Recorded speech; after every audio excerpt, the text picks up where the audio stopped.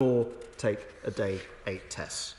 Children between the ages of 5 and 10 will only need to take a day 2 test, and as before, children 4 and under will be exempt from all testing and isolation requirements. I know this was a big concern of families, and after working with scientists and public health experts, I'm delighted to be able to offer that reassurance today. The success of our vaccine programme has been aided by those selflessly creating the great benefits for society and the rest of the world by being a part of those clinical trials, without which we wouldn't have this vaccine programme. We're committed to ensuring that they are not disadvantaged as a result of being part of those trials, and I'm delighted to announce that those on approved clinical trials in the UK will also not need to self-isolate or take that day 8 test from an amber list country. Passengers will need to, of course, be able to prove their vaccination status, and they'll do that either through the COVID pass. Now, that's available on the main NHS app, not the COVID app, or via the accessible letter, which can be obtained by calling 119 for those without access to smartphones. Passengers returning to England will be asked to include their vaccination status on their passenger locator form if they wish to benefit from the exemption to self-isolate. And transport operators and carriers will be required to check passengers' proof of being fully vaccinated before they are able to get on the form of transport. The government's been working closely with international partners on restarting international travel safely through certification. I'm pleased to announce to the House today that more than 30 countries and territories are now recognising vaccine certification as part of entry requirements and either accepting proof of vaccination letter or the NHS app itself. And we'll continue to increase that number so that the NHS app becomes the natural default.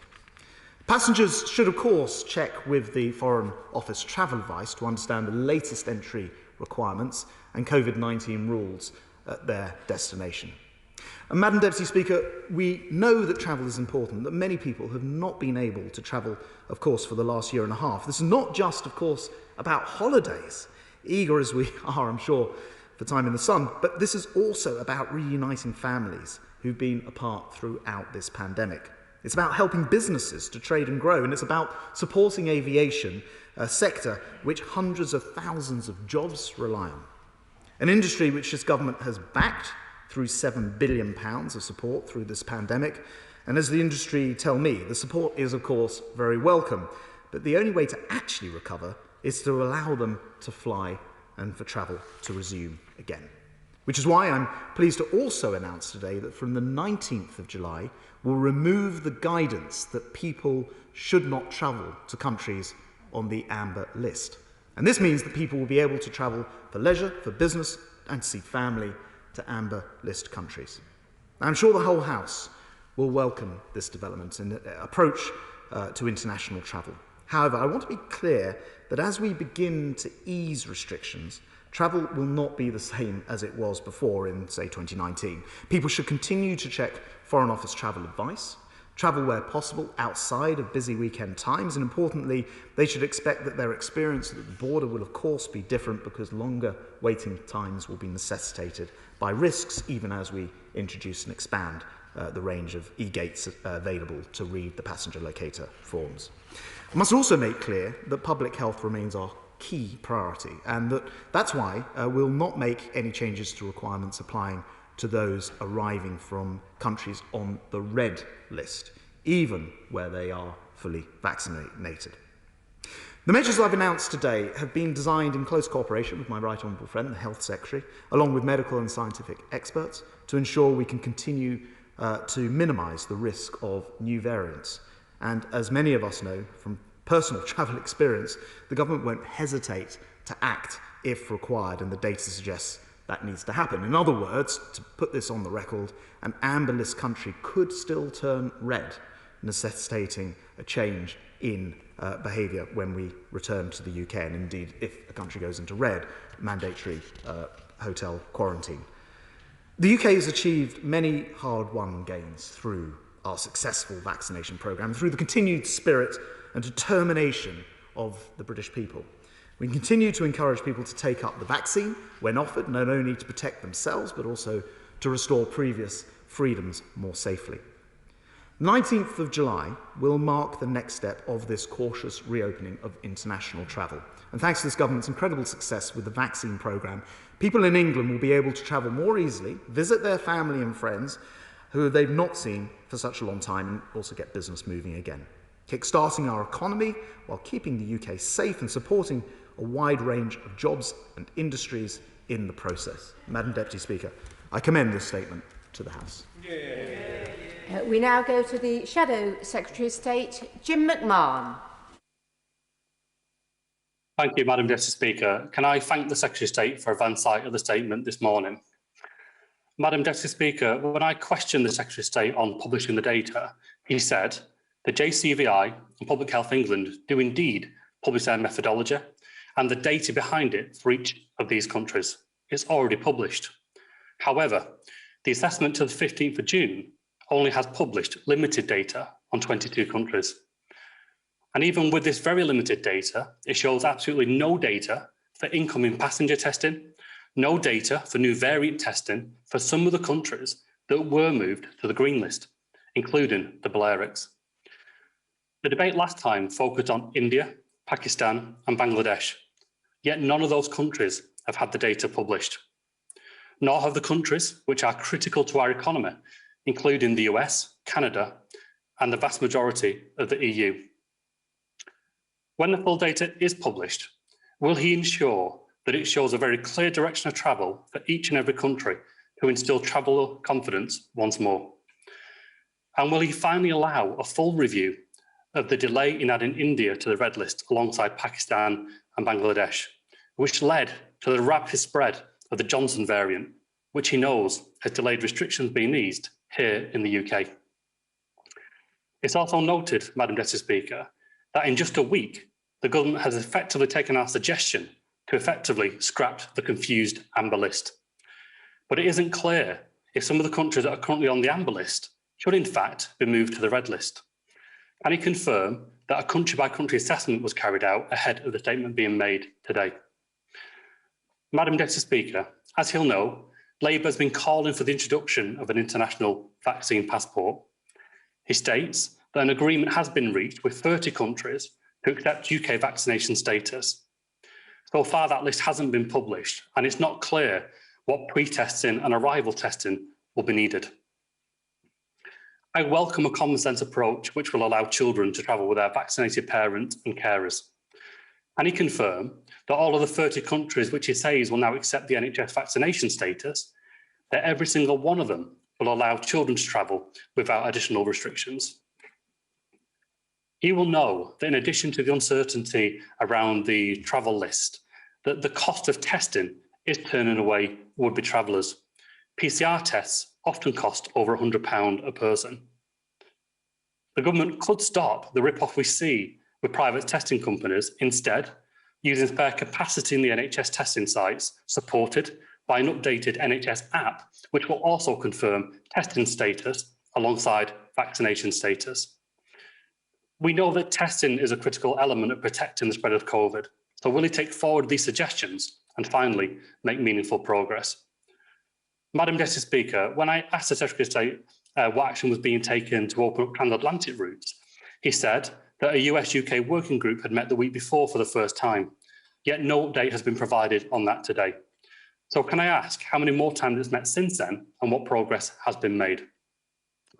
Importantly, Madam Deputy Speaker, international travel community and the tourism sector needed the government to really step up, but I'm afraid ministers found themselves wanted.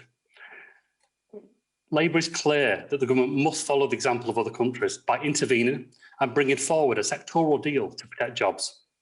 So can I ask the Minister why still the government haven't brought forward such a deal when the Chancellor promised it nearly a year ago?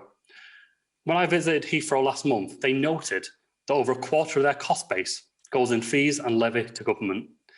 If ministers don't want a support package that's holistic, can they at least look at the fees that are paid directly to government? And on Eurostar, why haven't they had the same business rate support as aviation? As an international travel operator, it should be a level playing field. And before I end, Madam Deputy Speaker, I did want to touch on the fact that this announcement didn't cover mask wearings. It's pretty clear that the government have been all over the place on mask wearing, despite masks reducing the risk of passing on the virus to other people, critically, especially on public transport. Why does the Secretary of State believe they should only now be subject to personal choice? And like me, will he commit to continuing to wear his mask on public transport? State. Thank you, Madam Deputy Speaker. The Honourable Gentleman mentions the JCB data. The methodology is on the website, as I mentioned to him before. I'm sure they will continue to publish a fuller range of analysis as more countries are moved about. And of course, we've got the next review of the green, red and amber list on the 15th of July. India, he brings us up every time that we speak, and it doesn't matter how many times you explain the fact. We put them on the list 2 weeks before, on the red list. 2 weeks before they became a variant of concern, a week ahead of them being even a variant of interest, and yet he still continues to come to this House and say that time again. He mentions the list of 30 locations which are accepting either the NHS app or an NHS letter. They are already published. They're available on the FCDO website, and it gives me the opportunity to stress that when somebody travels to any location, they will want to use the FCDO website as the Bible for what will be the requirement on entry and departure from that country. I just wanted to update him on one late change, so the House can note that it's not just children travelling with adults, it will be all children who will be exempt in the same way as somebody who's double vaccinated. He mentions the costs of tests. I've come to this dispatch box before and agreed that the costs of tests were too high, and I'm very pleased that since May the costs have continued to be driven down as over 400 providers are stepped up to the plate to produce these tests. I was looking this morning, there are tests as inexpensive as a tenner, albeit that those are tests in person, but there are quite a number of tests now for much lower prices than the ones that were previously being stated. The update on the working group with the US, UK that Biden and the Prime Minister announced is ongoing. Those meetings are taking place each and every week. As I've explained to the House before, there are quite a lot of technicalities to overcome, not least an executive order from the previous US administration, 212F, which actually bans travel for anyone who's been in the UK or Europe for the 14 days previous. And we're working through all those issues with them. They're being held at official level currently. In terms of support for the industry, I think it's a pity today that the Honourable Gentleman didn't reflect what the industry itself is saying. I noticed that the Airport Operators Association is saying this is a significant step forward, that they widely welcome it, that they say that people will be able to get away on a well-deserved break. The Airlines UK, who represent the airlines, say this is a positive move towards genuinely reopening the sector, and they warmly welcome it once again. And I have to say, when the Honourable Gentleman says, Labour have been clear, he says, it's anything but clear. What is clear is there's a division between him and the Shadow Home Secretary. Madam Deputy Speaker, first of all, they wanted quarantine lessened. Then they wanted everyone in a hotel. Then they wanted it to be done on a case-by-case basis. Then they wanted to shut down travel, open up travel, put everyone on a red list and more countries to the green list. Mr. Speaker, this isn't a policy, it's just plain politics. Mrs. Theresa May. Madam Deputy Speaker, can I say to my right honourable friend that I welcome his statement today. This is the first step in opening up Britain for business. But I note in his statement he said that people should expect their experience at the border may be different, with longer waiting times than before. When queues at the border have been a problem in the past, extra staff have been brought in, including from other government departments, to support Border Force. Will my right honourable friend, on behalf of the government, guarantee that every effort will be made to bring in extra resources, deploy staff in different ways, including changing staff rotas at Border Force, in order to ensure that there can be a smooth movement of people through our borders and that we do not see inordinately long queues? Secretary of State. Thank you, and yes, I welcome my right honourable friend's intervention. She's absolutely right. In fact, I've been working with the Home Secretary and Border Force on exactly this issue. I should be perhaps a little bit more specific about where travellers might expect queues. Quite a lot of the checking will be done upstream, in other words, before you board the aircraft, typically, or it could be a train or a boat, from your location that you're coming back from. And so that queues at check-in whilst you're abroad may in fact be the place where those problems most exist. I know that many of the airlines are developing systems to further automate that check-in, but they will be doing quite a complicated job, checking the passenger locator form against the booked test still required on day 2, and of course vaccine status as well. So I just think it's fair to warn people who are travelling this summer that is something that we haven't had to do before, but she's absolutely right to say that it's important that the borders at this end are as smooth as possible. Indeed, a lot of investments going into automating all of that. SNP spokesperson Gavin Newlands. Thank you very much, Madam Deputy Speaker. Can I also thank the Secretary of State for advance sight of the statement. I should start by saying I share the Honourable Member for Oldham's concerns about the lack of transparency in the data, and I have to say the Secretary of State's answers simply aren't good enough in that. We need to see more data and more quickly than we are at the moment. And I have to say the Secretary of State is, and whilst I do welcome the thrust of the statement, the Secretary of State is being just a little disingenuous when he says in the statement that the industry tells him that support is welcome, but they need to get flying again. That in and of itself is of course correct, but what he didn't say is that industry is still crying out for further support, because most of the industry has not had grant support despite being the hardest hit sector in the economy. I've said a number of times now in the last few weeks that Glasgow Airport in my constituency has lost a third of the workforce that's based on site. That's 2,000 jobs gone locally at the airport, and well over another 1,000 jobs beyond the airport connected to aviation. And in terms of the Scottish summer season is already well over 2 weeks old, and by the time this policy kicks in for England, teachers in my area will be back in schools 3 weeks thereafter, so it's a very short window that remains. So the government must extend furlough for the sector, no ifs, no buts. And whilst this announcement will help, the number of passengers will still be significantly down, so the need for a sector-specific support package is still very clear. And from the outset, the Scottish Government have said that caution is required regarding international travel, and people should think very carefully about travelling abroad as situations can suddenly change. The Scottish Government will continue to work closely with the other home nations and are cautiously supportive of exploring options for the easing of restrictions for fully vaccinated travellers arriving from countries on the amber list, but only if the clinical advice supports it and if systems are in place to ensure the wider safety of the Scottish population. I have to say, Madam Deputy Speaker, that rumours for months have circulated about cabinet discussions, robust cabinet discussions on international travel, with often, amongst others, the previous Health Secretary and the Chancellor of the Duchy of Lancaster on one side, and the Chancellor and the Secretary of State on the other. And one can't help note the change of pace and the changes to international travel now that the new Health Secretary is in place. But I wonder, how can plans for an ambitious return of travel be made if the UK Government's rush to unlock domestically means, with 100,000 cases a day, etc., means other countries close their borders to UK travellers? And then lastly, Madam Deputy Speaker, as has been said, mask wearing on aircraft, indeed in all public transport, is to most of us a no-brainer. And as he didn't address the Shadow Secretary of State's question, I'll ask again, will mask wearing on aircraft be compulsory, and will the Secretary of State confirm if he will continue to wear masks on all public transport? State.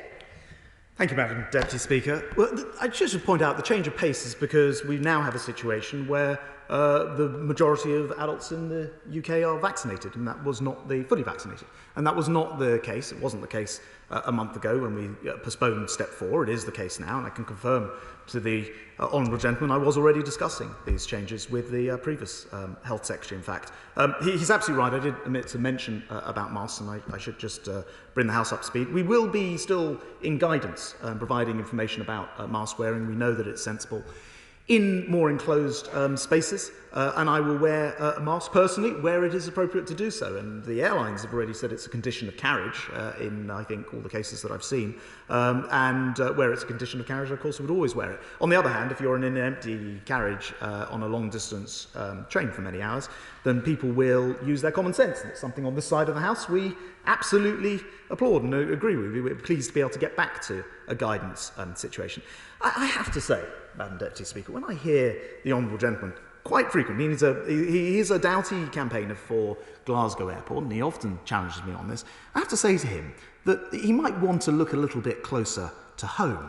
It's only very recently, in June, that the Scottish Government banned Scots from travelling to Manchester. As a direct result, EasyJet cancelled new routes which would have connected a whole bunch of Scottish airports. And no wonder the Scottish Passenger Agents Association has said that the Scottish Government is sacrificing them in their approach to aviation. So I think a lot of the answers that he's looking for, I'm afraid, are close to home. Meanwhile, the UK Government has provided £7 billion of support to the sector, and this opening up today, I notice so far, has yet to be reflected by announcements by the Scottish Government as well. If he really wants to help, I think he can help move along the policy in Scotland as well. Chair of the Transport Select Committee, Hugh Merriman. Thank you, Madam Deputy Speaker. Rejoice, rejoice. This is a much-needed shot in the arm for those who've had 2 shots of the vaccine in their arm, and for an industry and workforce who have been laid low during the pandemic, perhaps more than others, but have always been confident and steadfast in their belief that we can all travel safely again. So in welcoming this announcement, can I ask the Secretary of State to also keep an eye on the testing regime? We know that for the last couple of months, those who have come back from amber destinations, only 0.4% of those have tested positive for COVID. So can we perhaps look at the testing costs? They are still a barrier for those travelling. It would be great if, rather than having an expensive PCR test, lateral flow could be used instead, and those who do test positive could then use a PCR. Those kind of ideas I would really look for the Secretary of State to keep on championing, and can he make sure that the Foreign Office advice and website is as up-to-date as he is on this matter? Madam Deputy Speaker, I thank my honourable friend. He does a superb job as the chair of the Select Committee and has been very consistent in his support for the aviation sector. He'll be interested to know, as the whole House will, that we'll have a further review date of this on the 31st of July. That's a checkpoint for the rules themselves, so that will be the date. Currently, the scientific evidence is that PCR tests, in addition to being a bit more accurate, are also the ones which can be quickly a sequence for the genome to look for variants as well. And his points about the FCDO and ensuring that all of that advice ties together are well understood, and we'll make sure we work closely with that department. Rachel Meskell.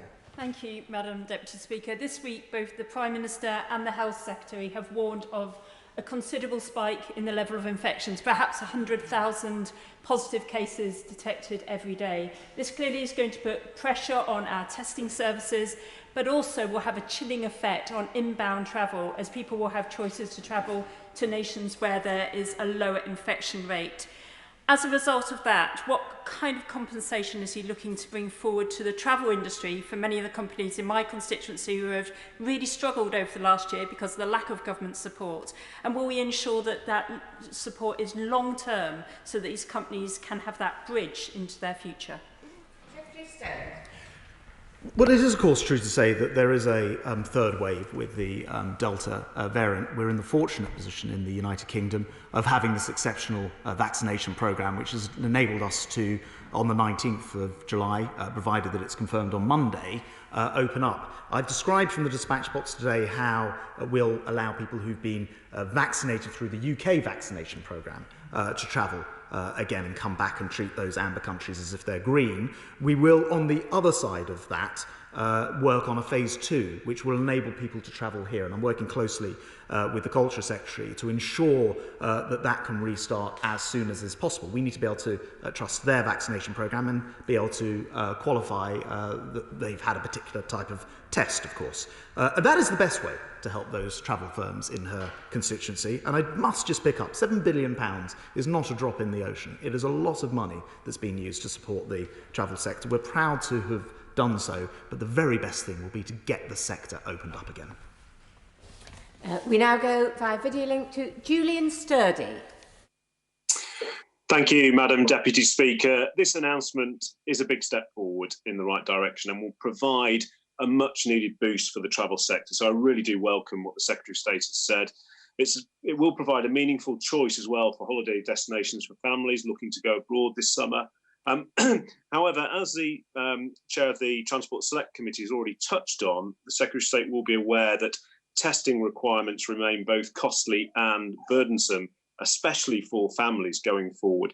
So noting he mentions the date of the 31st of July, I note that, but will he also commit to keeping the testing under regular reviews And also, can you look not just at the cost, but also the bureaucracy that goes with this, that is, and it does have an impact on families going on holiday.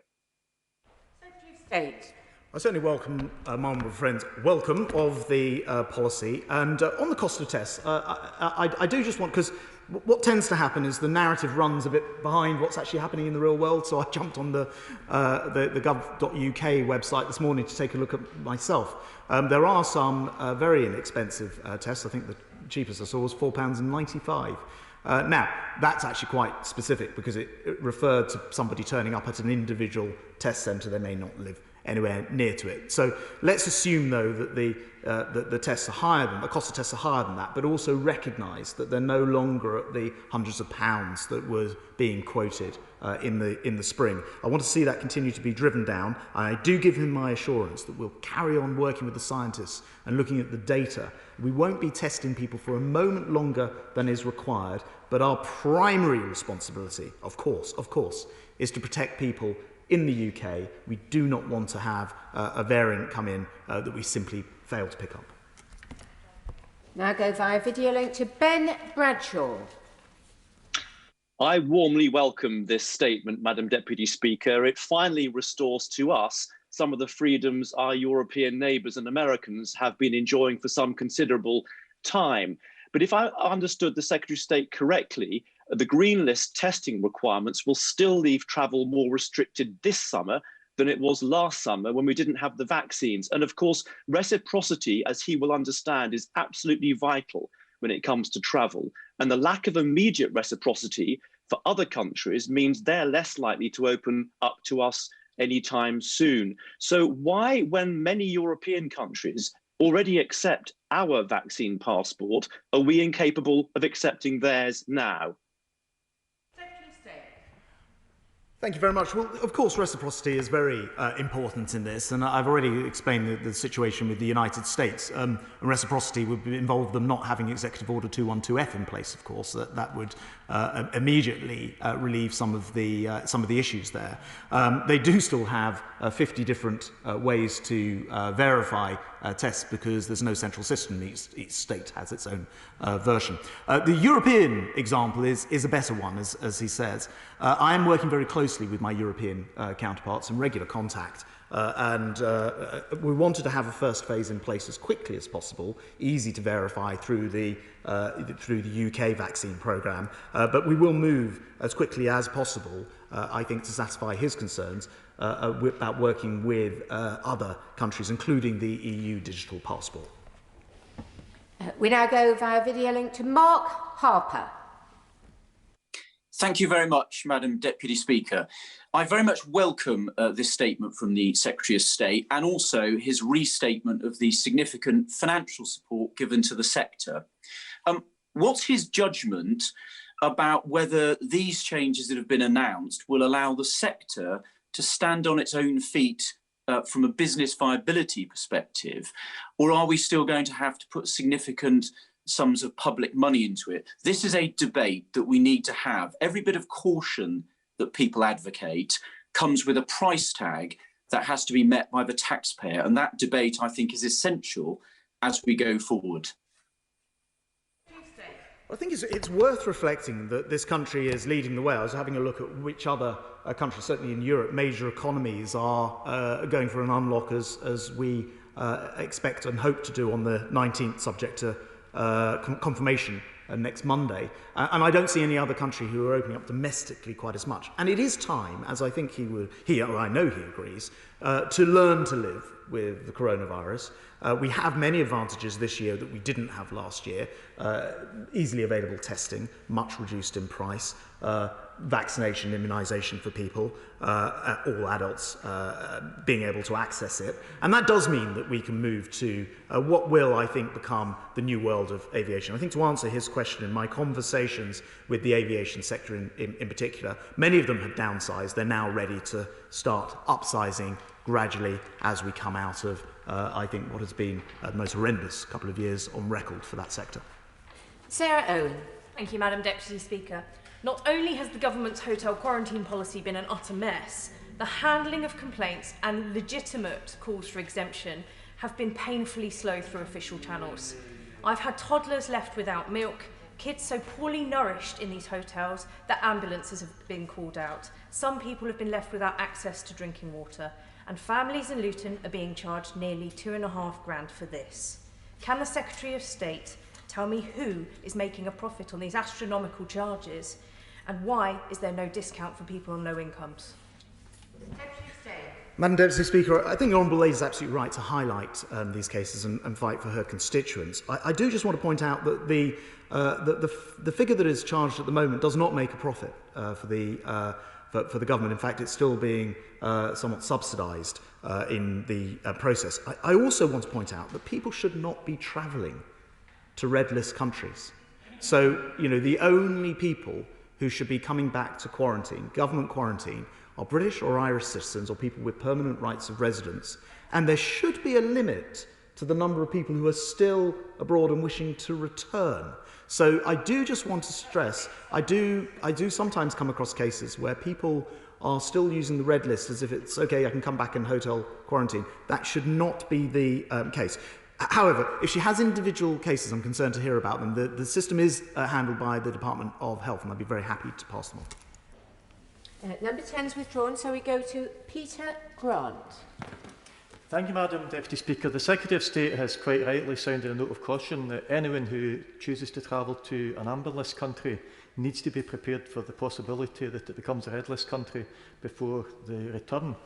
What happens if someone has booked to travel to an amber list country and it becomes red before they travel? Has he had discussions with the travel industry and the travel insurance industry to determine whether passengers in those circumstances will be entitled to a refund, or will they simply have to sacrifice a holiday and lose all their money? Well, I have to say the travel industry, I think, has actually stepped up to the plate on this by and large. And we're seeing a situation where nearly everywhere where you could book, and I just encourage consumers to take a look, you're able to guarantee a refund or a change of date if there's a change in status, and holiday insurance become quite adept at this as well. Governments also try to assist. So, for example, we've introduced, it used to be with ABTA that you could, with ATOL, that you would be able to get only a cash refund. We've made those vouchers effectively government guaranteed, so people can take them with assurance, and that of course is helping the travel sector as well to weigh up their difficulties in cash flow. So I'm working very closely to answer his question with the travel industry. He's absolutely right to raise the case. The most important thing people can do is check before they book, particularly now, particularly this year, to make sure that refunds and rebooking is allowed within the contract. Now go via video link to Sir Roger Gale. Thank you, Madam Deputy Speaker. His statement will be a lifeline to the aviation industry that he's done so much to try to support throughout the pandemic. Inbound tourism clearly is very important to the economy of the United Kingdom, and I therefore hope that he will be successful in swiftly ensuring that overseas visitors, not just returning British passengers, will be able to enter into the United Kingdom relatively easily and safely. Madam Deputy Speaker, I hope that my right honourable friend will also be able to work with the FCDO to seek to ensure that all World Health Organization approved vaccines are accepted in overseas countries, and particularly including, of course, the countries of the European Union like France. Finally, and referring back to the issue raised by my right honourable friend, the member for Maidenhead, about queues at border posts, will my right honourable friend ensure that not only at airports, but also at the channel ports particularly, there are facilities to ensure the swift flow of passengers? Thank you very much. I would say that I absolutely hear the call for inbound tourism. I've heard it from both sides of the House. We are working on that as a phase 2. There are, of course, some further complications in terms of how to accept different proof of vaccine, but I absolutely agree with the idea that we should, of course, be accepting vaccines which have been approved by the World Health Organization as a very good basis for this. He makes an excellent point about not just airports, but other types of ports, and of course those across the Channel Tunnel are some of the busiest in the country. I do think it is right to tell people that these additional checks are likely to cause delays potentially on both sides of the border, of the channel this summer, and that people will want to prepare and plan their journeys with supplies and also ensuring that they have picked the best time of day to travel in order to avoid it. But I'm working already very, very closely with my French counterpart to try to minimise any delays as much as possible. We now go via video to Margaret Ferrier. Thank you, Madam Deputy Speaker, and I also welcome today's statement by the Secretary of State. However, the latest ONS stats on the coronavirus job retention scheme show that 57% of employees in the passenger air transport sector remain on furlough. Can the Secretary of State tell me what discussions he has had with the Chancellor to extend the furlough to avoid a job crisis in the aviation sector before furlough ends? Well, the furlough scheme, as the Honourable Lady knows, is part of a national scheme, UK-wide. It's supported those in aviation, but across the economy. Of course, it is starting to wind down through September. And that's why I think today's announcement is particularly timely, because it gives the ability for aviation and travel companies to get going again. And I do hope that closer to home, the Honourable Lady will put pressure on the Scottish Government to follow, because at the moment we seem to have a situation where there's more support being called for from Scottish members, but the most important thing of all, allowing these airlines to fly, doesn't seem to be forthcoming from the Scottish Government. Sir David Amos. Welcome my right honourable friend's statement today that not only football but air travel is coming home. And I will not repeat colleagues' points about clarity, testing, self-isolation, wearing of face masks and the rest of it. But will my right honourable friend please reassure me that as a result of his announcement there is absolutely no need for Southend Airport to stage more night flights, which really does cause a nuisance to local residents? Well, I congratulate my honourable friend for shoehorning two things into this question. First of all, 45 minutes before anyone mentioned coming home and got it into aviation. And secondly, night flights, which is not entirely part of my announcement today. I know that Southend Airport is very important to his local economy. I won't comment on the night flights position specifically, but I was relieved to see that flights will be able to continue there after the operator experienced difficulties recently. We now go via video link to Naz Shah. Thank you, Madam Deputy Speaker. I too welcome the statement from the Secretary of State this afternoon. However, what is he doing? I'd like to understand what he's doing to fix the issue with the quarantine hotels. My 34-week pregnant constituent who returned to the UK was quarantined in Greenwich in the O2 Arena, a Continental Hotel. On day 1 and 2, she ended up in hospital, was denied a travel to hospital on day 6 for a scan. By day 8, she lost her baby and spent 4 days in ICU because she nearly lost her life. Will he meet with me to discuss this and to ensure that we get quarantining right for families, and especially this tragic case for my constituent? I welcome the Honourable Lady's welcome of the package, and I'm very, very sorry to hear about that situation that she outlines. It is the case that, of course, everybody in a quarantine hotel should have access to medical assistance. I'm not aware of the details, but I'm very happy to help arrange for the correct minister, which will actually be in the Department of Health, to meet with her to discuss a constituent's case. Dr. Ben Spencer. Thank you, Madam Deputy Speaker, and can I very much welcome the announcement from my right honourable friend today, which will make such a huge difference to families wanting to see their relatives, to businesses in my constituency, and of course people who also want to go on holiday. But can I come back to the point of reciprocity? Because while we can ease the measures domestically, of course it's what happens when you land on the other side that also impacts the ability for people to work, to see relatives, etc. And I think ideally, we want to have international safety standards and a sort of international approach which is synchronous across all nations. I was wondering if he could update the House in terms of his discussions taking that forwards. I do want to pay tribute to my honourable friend's campaigning on this subject. He's done a great deal on talking about the safety standards and campaigning to get to a situation where we can help reopen things. He's right to talk about reciprocity as well, and he'll be interested to hear that I chaired a meeting of the G7 transport secretaries, my equivalents, earlier in the year, and I'll be doing so again later in the year. Our drive is to introduce those international standards because clearly coronavirus isn't going away anytime soon. We want to make sure that there's an internationally recognised system in place. So we're doing our part, since we happen to be chairing the G7, to make sure that those standards are recognised globally.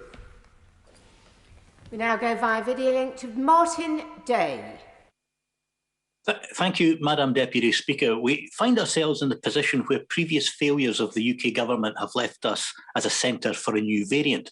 So how does the Minister's plan for ending quarantine take account of keeping future new variants out and therefore the consequent impact that this may have on the ability of UK citizens to then travel?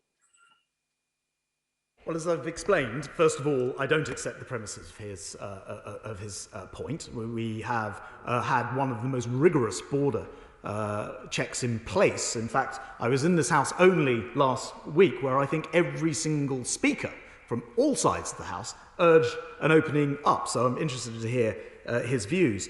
But secondly, the steps in place are to still require a pre-departure test and still require a PCR test on or before day 2 in order that it can be sequenced, and of course all the other guidance which exists as well.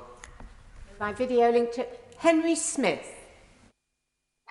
Thank you very much, Madam Deputy Speaker.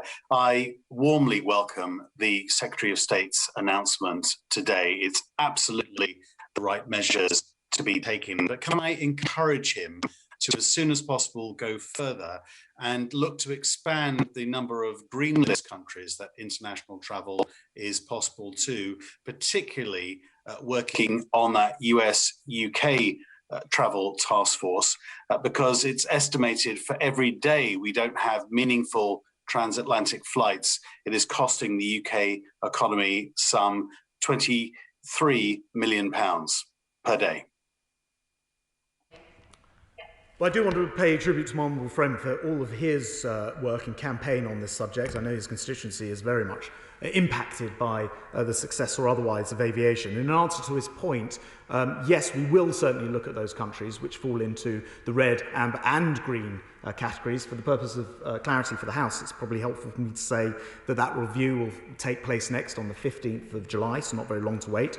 There are then 2 checkpoints, one on the 31st of July, that's looking at the system and its operation in total, and again on the 1st of October, which are already actually in the programme going forward. Jim Shannon. Speaker, can I also thank the Secretary of State for his update as always. Would the Secretary of State outline what steps have been taken with the Republic of Ireland government to ensure that correct tests have been taken into assessment? This is an issue that my constituent and his pregnant wife had only on Monday past, in which Ryanair supplied tests was deemed to be insufficient, and around 300 people were placed in one of the quarantine hotels with no idea at all of just what had happened and what had went wrong. So how can the Secretary of State assure my constituents that the right information is conveyed to the travel sector so as to make international travel as smooth and as understandable as possible? I wasn't familiar with that Republic of Ireland situation, but I will undertake to speak to my opposite number, we do speak regularly, and receive an update and perhaps write a letter back to the Honourable Gentleman with information to take the case further. John Howell. Deputy Speaker, and I welcome my right honourable friend's statement. I realise that this is not his decision, but what additional evidence does his statement provide to help the House of Commons authorities in their deliberations on whether my delegation can return to Europe? Well, far be it from me to get between an honourable member and the House authorities, but I do have to say it is time for those delegations to be able to return. We have set out today a form of travel where amber can be treated as green, where double vaccination, or I should say full vaccination, because some people will have a single vaccination in the future, plus 14 days provides reasons to travel, and I very much hope that that then brings to conclusion, I know this long-running situation where the Honourable Gentleman and others have not been able to travel to do important Council of Europe and other business. We now go via video link to Anam Kosei Javed. Thank you, Madam Deputy Speaker. The newly appointed Health Secretary has said that the UK Government's policy of returning to normal may lead to as many as 100,000 COVID cases per day. It's entirely possible that with these case rates, uncontrolled by the UK Government could lead to further curbs on UK travellers abroad. How will the Secretary of State's plans announced today accommodate these projected domestic case rates? Well, I'm grateful for the question. I think it's important to know that we're in a different phase of this coronavirus now, where never before have we had the majority of our population double vaccinated, and everybody is welcome to come forward, and indeed should come forward if they haven't been for the vaccinations yet. The rest of the world isn't quite in that situation as yet. They will want to get themselves to that position, and increasingly, therefore, the focus isn't so much on the specific case rates. After all, we're not vaccinating children yet, and we wait for the Joint Committee on Vaccinations and Immunisation to let us know whether they wish to, whether it's scientifically proven to do so and advisable. But in the meantime, what we really are interested in is, of course, the hospitalisations and deaths. Other countries will experience the same thing, and there's no reason, as we've seen throughout this coronavirus, to think that one country's epidemiological situation is different from another. We know that whilst we may have been suffering from the Delta variant, that other countries sadly will do in the future. I hope they can get themselves vaccinated in time. We now go via video link to Simon Jupp. Thank you, Madam Deputy Speaker. The whole travel industry will welcome today's decision, which will help build confidence in the industry and amongst passengers. Clear and concise guidance will be needed quickly for airports, airlines and travel agents to navigate the additional paperwork required to check passengers' vaccination status. But given that some people can't have the vaccine for medical reasons, what can be done to provide confidence that we aren't moving towards a two-tier society? Well, he's absolutely right. The airline industry, for example, says they're looking forward to working with the government to continue this momentum and further open up markets, and I welcome his welcome of today's announcement. He's right as well to point out that there are some people, for various different reasons, I mentioned in my speech, people who've been on a trial, for example, who wouldn't qualify under the normal circumstances. The other set of people, of course, are people who are clinically unable to have vaccinations for various different reasons, and we will bring forward guidance on all of these issues. Video link to Andrew Gwynn. Thank you. My constituent, Tracy Crabb, has been double jabbed, but she's one of those who's had the Indian-manufactured COVID Shield version of the AstraZeneca vaccine, which the EU currently doesn't recognise in their digital certificate travel scheme. This is absolutely crazy, given this drug is no different to the AstraZeneca vaccine manufactured here. Some EEA countries have said they'll still accept COVID Shield, but most have not yet. And France apparently considers people with this jab as being unvaccinated. So what's he going to do to try and get some common sense on this issue so that Tracy and thousands like her can enjoy some of the international travel freedoms he's just announced? Well, Madam Deputy Speaker, the Honourable Gentleman's absolutely right, of course. If it's recognised by the World Health Organization, there is no excuse not to recognise it. We're working with our colleagues, friends and colleagues in the EU and elsewhere, and I'm pretty certain this situation will be resolved. Peter Bone. Thank you, Madam Deputy Speaker. I'm very grateful to the Secretary of State to come to the House and making this statement, and also for all the work he does behind the scenes to support the travel industry. But I have a concern. If I understand the Secretary of State right, amber countries can now be travelled to. The restriction has gone. However, the Foreign and Commonwealth advice still today for countries is you can only go for non-essential, you shouldn't go for non-essential travel, for instance, Germany and Italy. So will that guidance be updated now for the July the 19th so that people can plan in advance? Thank you, Madam Deputy Speaker. Well, my honourable friend is absolutely right. I should explain two things. First of all, FCDO travel advice is about the danger for somebody in a country. And of course, that could be about COVID, but it also could be about political unrest or some other natural or other crisis going on in that country. So it is by necessity different from the traffic light system. The traffic light system is interested in the risks posed by that person having visited that country on their return to the UK. But he raises a very important point about the travel advice to people going to amber countries, which at the moment says don't for the purposes of holidays, for example. We will be changing that advice for the 19th to make it clear that people can travel for holiday and other reasons. Tricia Gibson.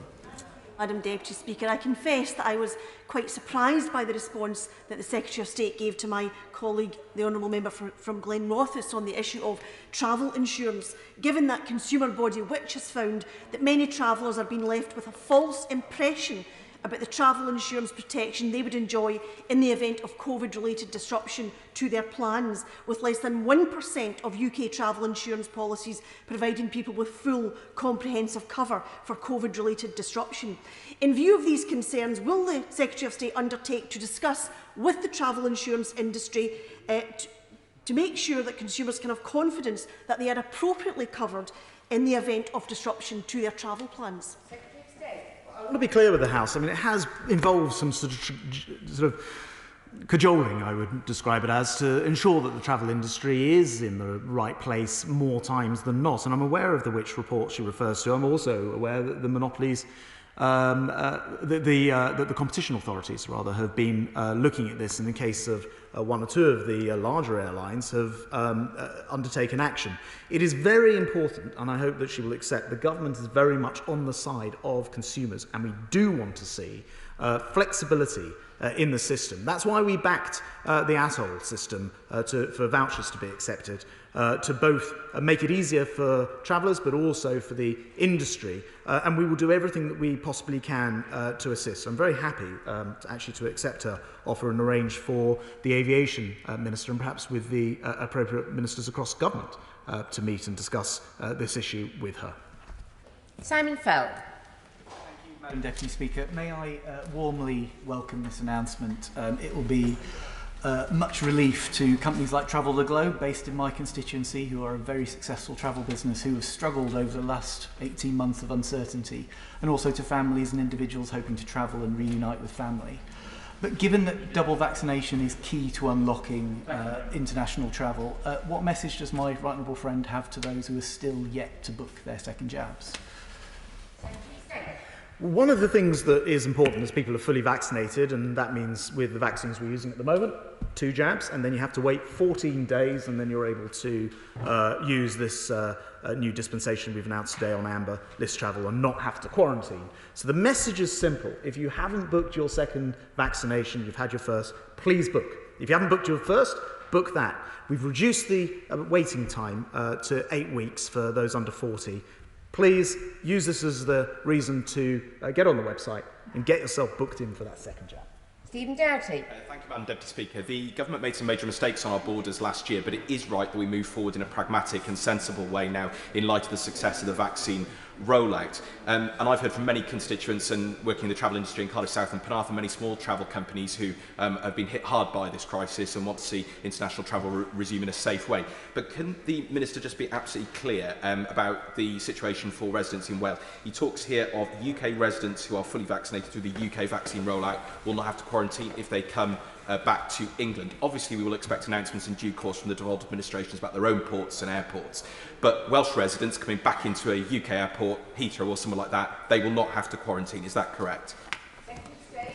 Yes, I do want to stress that this is an announcement that I'm making for England, that we're working closely with the devolved administrations. There is, of course, only one international airport in Wales, which is Cardiff, and I very much look forward to the administration there coming to their own conclusions. They will also need to describe what happens, as was the case when we had country changes on the corridor, on and off the corridor list, to travellers who come to an English airport and then wish to travel across the border. I am sure that between him and I, we can convince them to do the right thing, get on board with this and enable both English and Welsh to travel with ease. Now have a video link to Ronnie Cowan. Thank you very much, Madam Deputy Speaker. I apologise to the Minister if I missed it, but I didn't hear one word of his statement about the international cruise ship industry, an industry which has now fulfilled the government's request for a crisis workshop with foreign Commonwealth and development officers, and they've taken the extraordinary step of agreeing to a memorandum of understanding on repatriation. Can the Minister reassure the international cruise ship industry that as he talks about increasing traffic between international airports and he talks about opening the international economy, that he will not neglect the international cruise ship industry and the 88,000 plus UK jobs that are reliant on it? Well, the Honourable Gentleman is absolutely right to stress the importance of the cruise industry, and he'll be pleased when I tell him that these moves do include cruises from the 19th of July. Indeed, we've enabled cruise ships to sail already with up to 50% where people have been double vaccinated. So yes, they're included. But I do have to say to the Honourable Gentleman, it is a frustration that we have been allowing cruise ships in English waters, but they have been banned from docking at Scottish ports for the last month or two. If he really wants to help those 80,000 people employed by the cruise sector, maybe he can start by talking to the Scottish Government about that. Now go by video link to Stephen Hammond. Thank you, Madam Deputy Speaker, and I warmly welcome my right honourable friend's statement today, and I've listened very carefully to his answers. Can I ask him just to clarify two of those answers? Firstly, in regard to the amber list review, if one is on the amber list on the 31st of July, by implication, it will still be on the amber list until the 1st of October. Is that correct? And given that Verify and the EU digital travel passport are already in place, how quickly does he expect the UK to be able to join schemes and allow all foreign fully vaccinated travellers to come to the UK?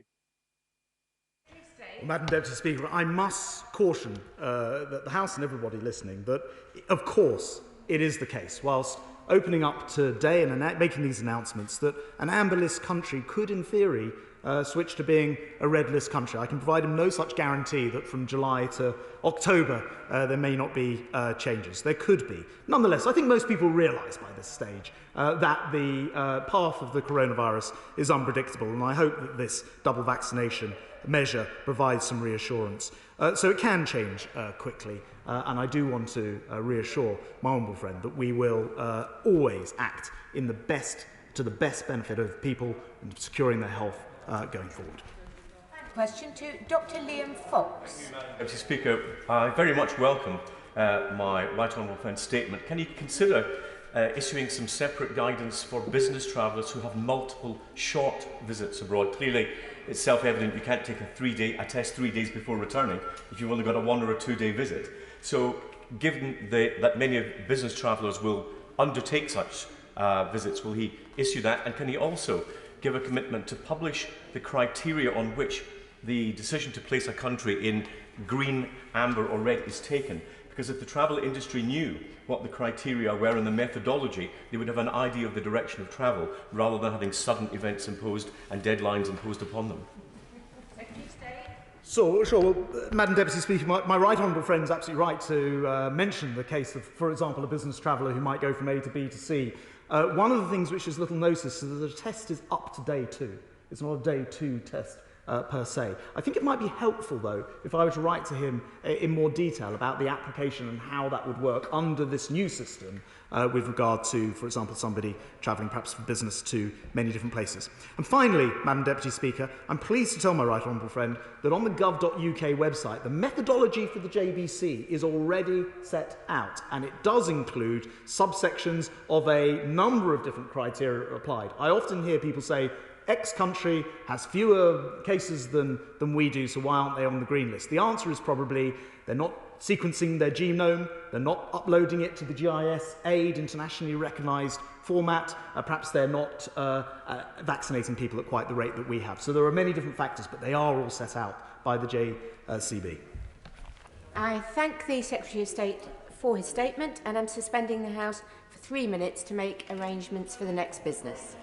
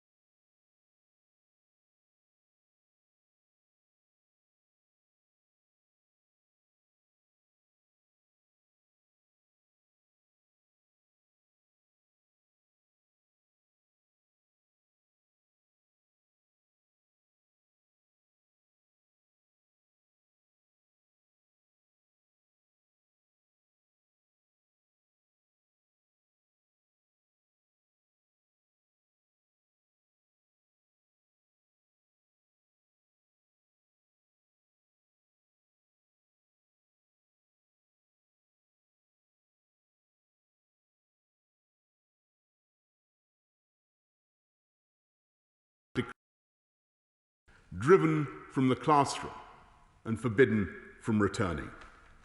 Today, 3.6 million girls are going to school in Afghanistan, seizing their chance to escape from illiteracy and poverty. The Girls' Education Challenge Fund, established by the British government, has helped over 250,000 Afghan girls into the classroom.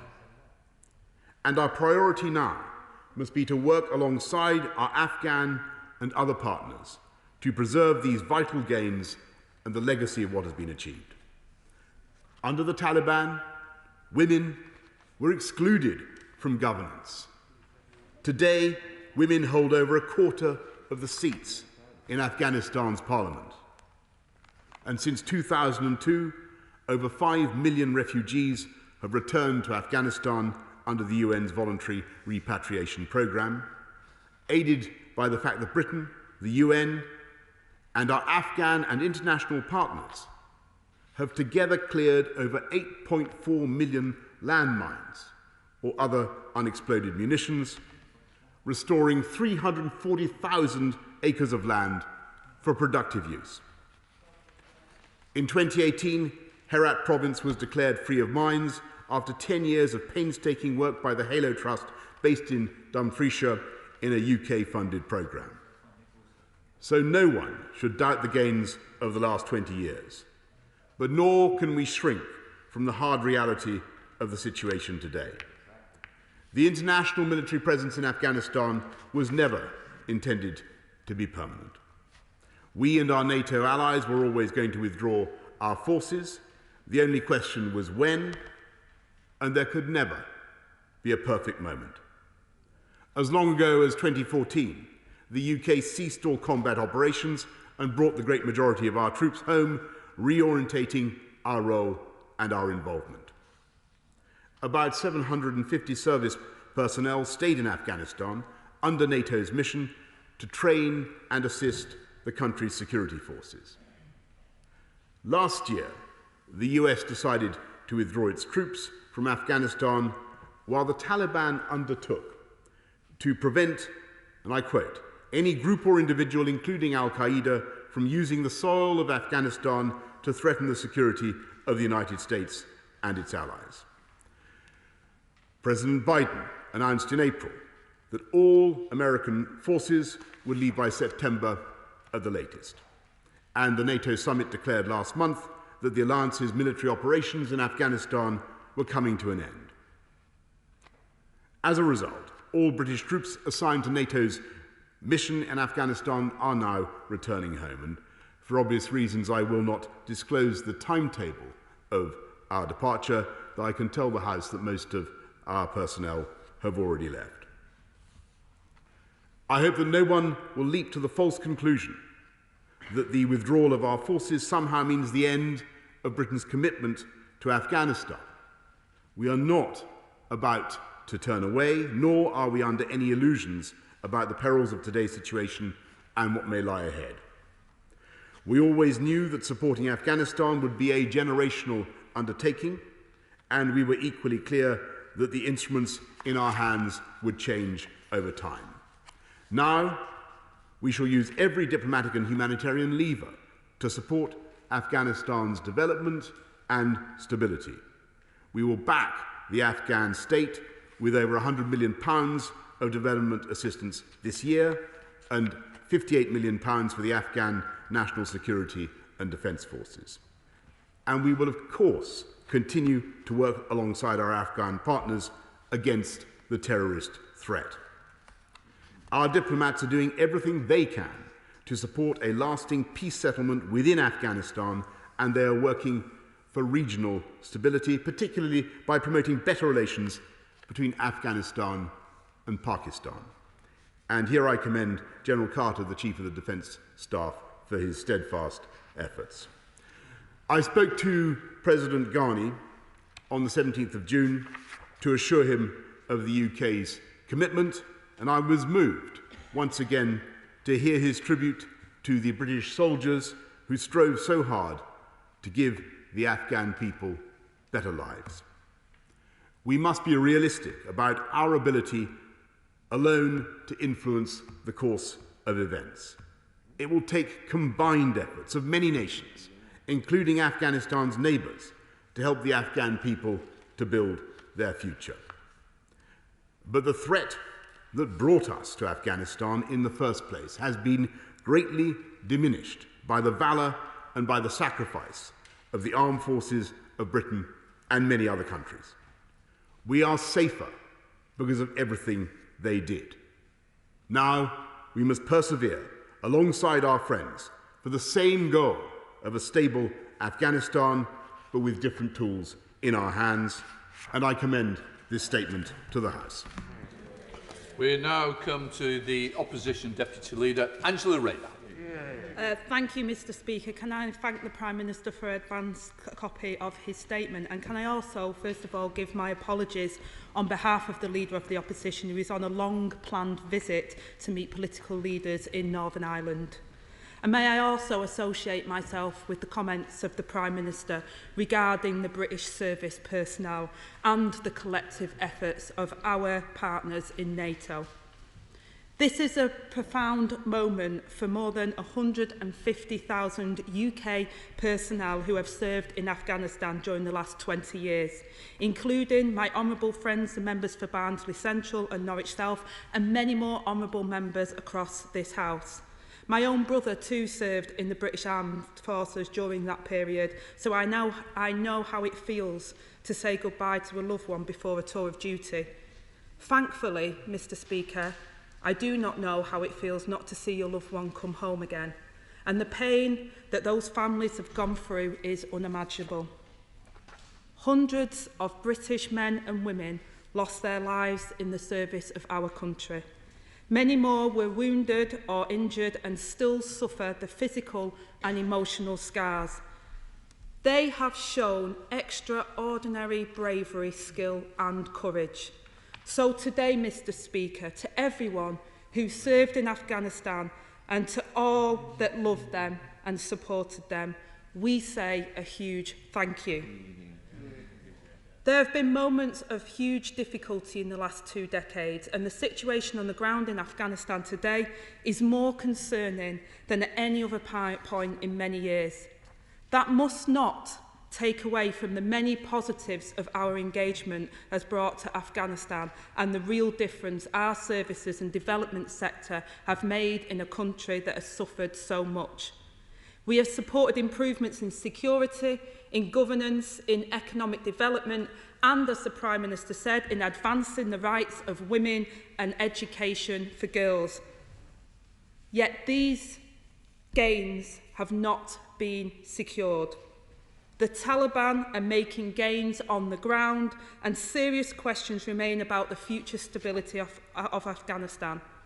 A security threat remains to the wider world, including to the UK. And nobody wants to see British troops permanently stationed in Afghanistan, but we simply cannot wash our hands or walk away. It's hard to see a future without bloodier conflict and wider Taliban control.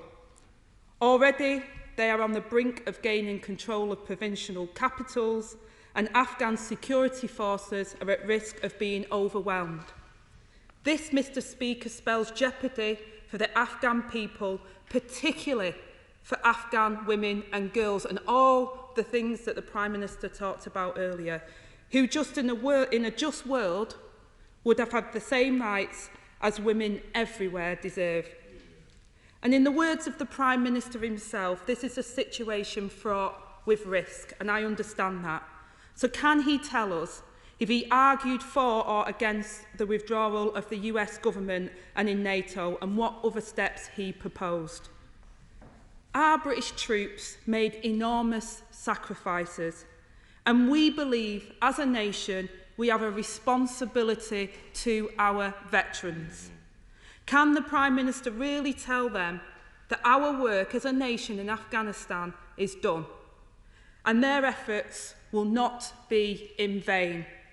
On their behalf, Mr Speaker, I ask the Prime Minister, what plans are now in place to ensure that Afghanistan does not become a failed state and a breeding ground for those that wish to oppress their own citizens and threaten ours, and what additional threat does our country now face? What diplomatic plans will be in place in the region to support the peace process? And is the government, UK government, engaging with the government of Pakistan about its role? And will the UK embassy in Kabul remain? And how will we keep our UK staff there safe? Afghanistan remains one of the most poorest countries in the world. Yet our aid funding to that country is being cut by more than £100 million he referred to today. The UK funded a project of 6,000 women that has already been cancelled.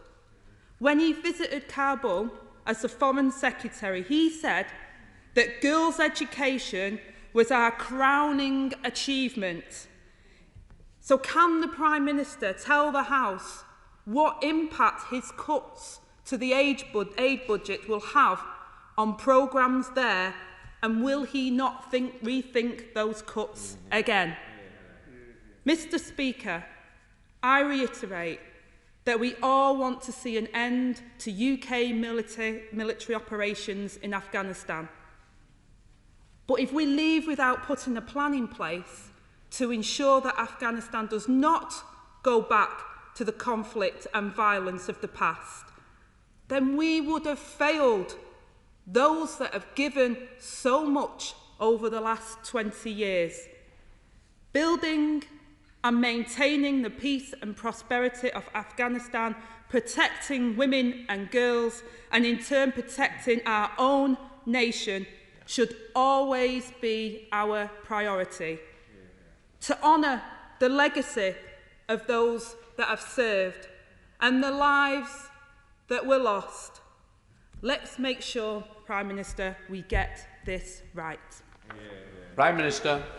I'm very grateful to the Right Honourable Lady for what she said, and particularly the spirit in which she said it. Let me try and address some of her points. It is clear that what is happening now is a follow-up to what was very largely the withdrawal, the end of military operations in 2014. The presence since then has been much smaller, but a great deal of good work has continued to be done by British aid workers, by British armed forces, and by British diplomats. And she's right to draw attention to the work of educating girls and young women. I think the whole country can be proud of what has been achieved, and I can reassure her by saying that actually this country will not only continue to fund education in Afghanistan, to continue to support Afghanistan to the tune of £100 million, as I said, but we will also increase our funding for the Global Partnership for Education, and we'll be making further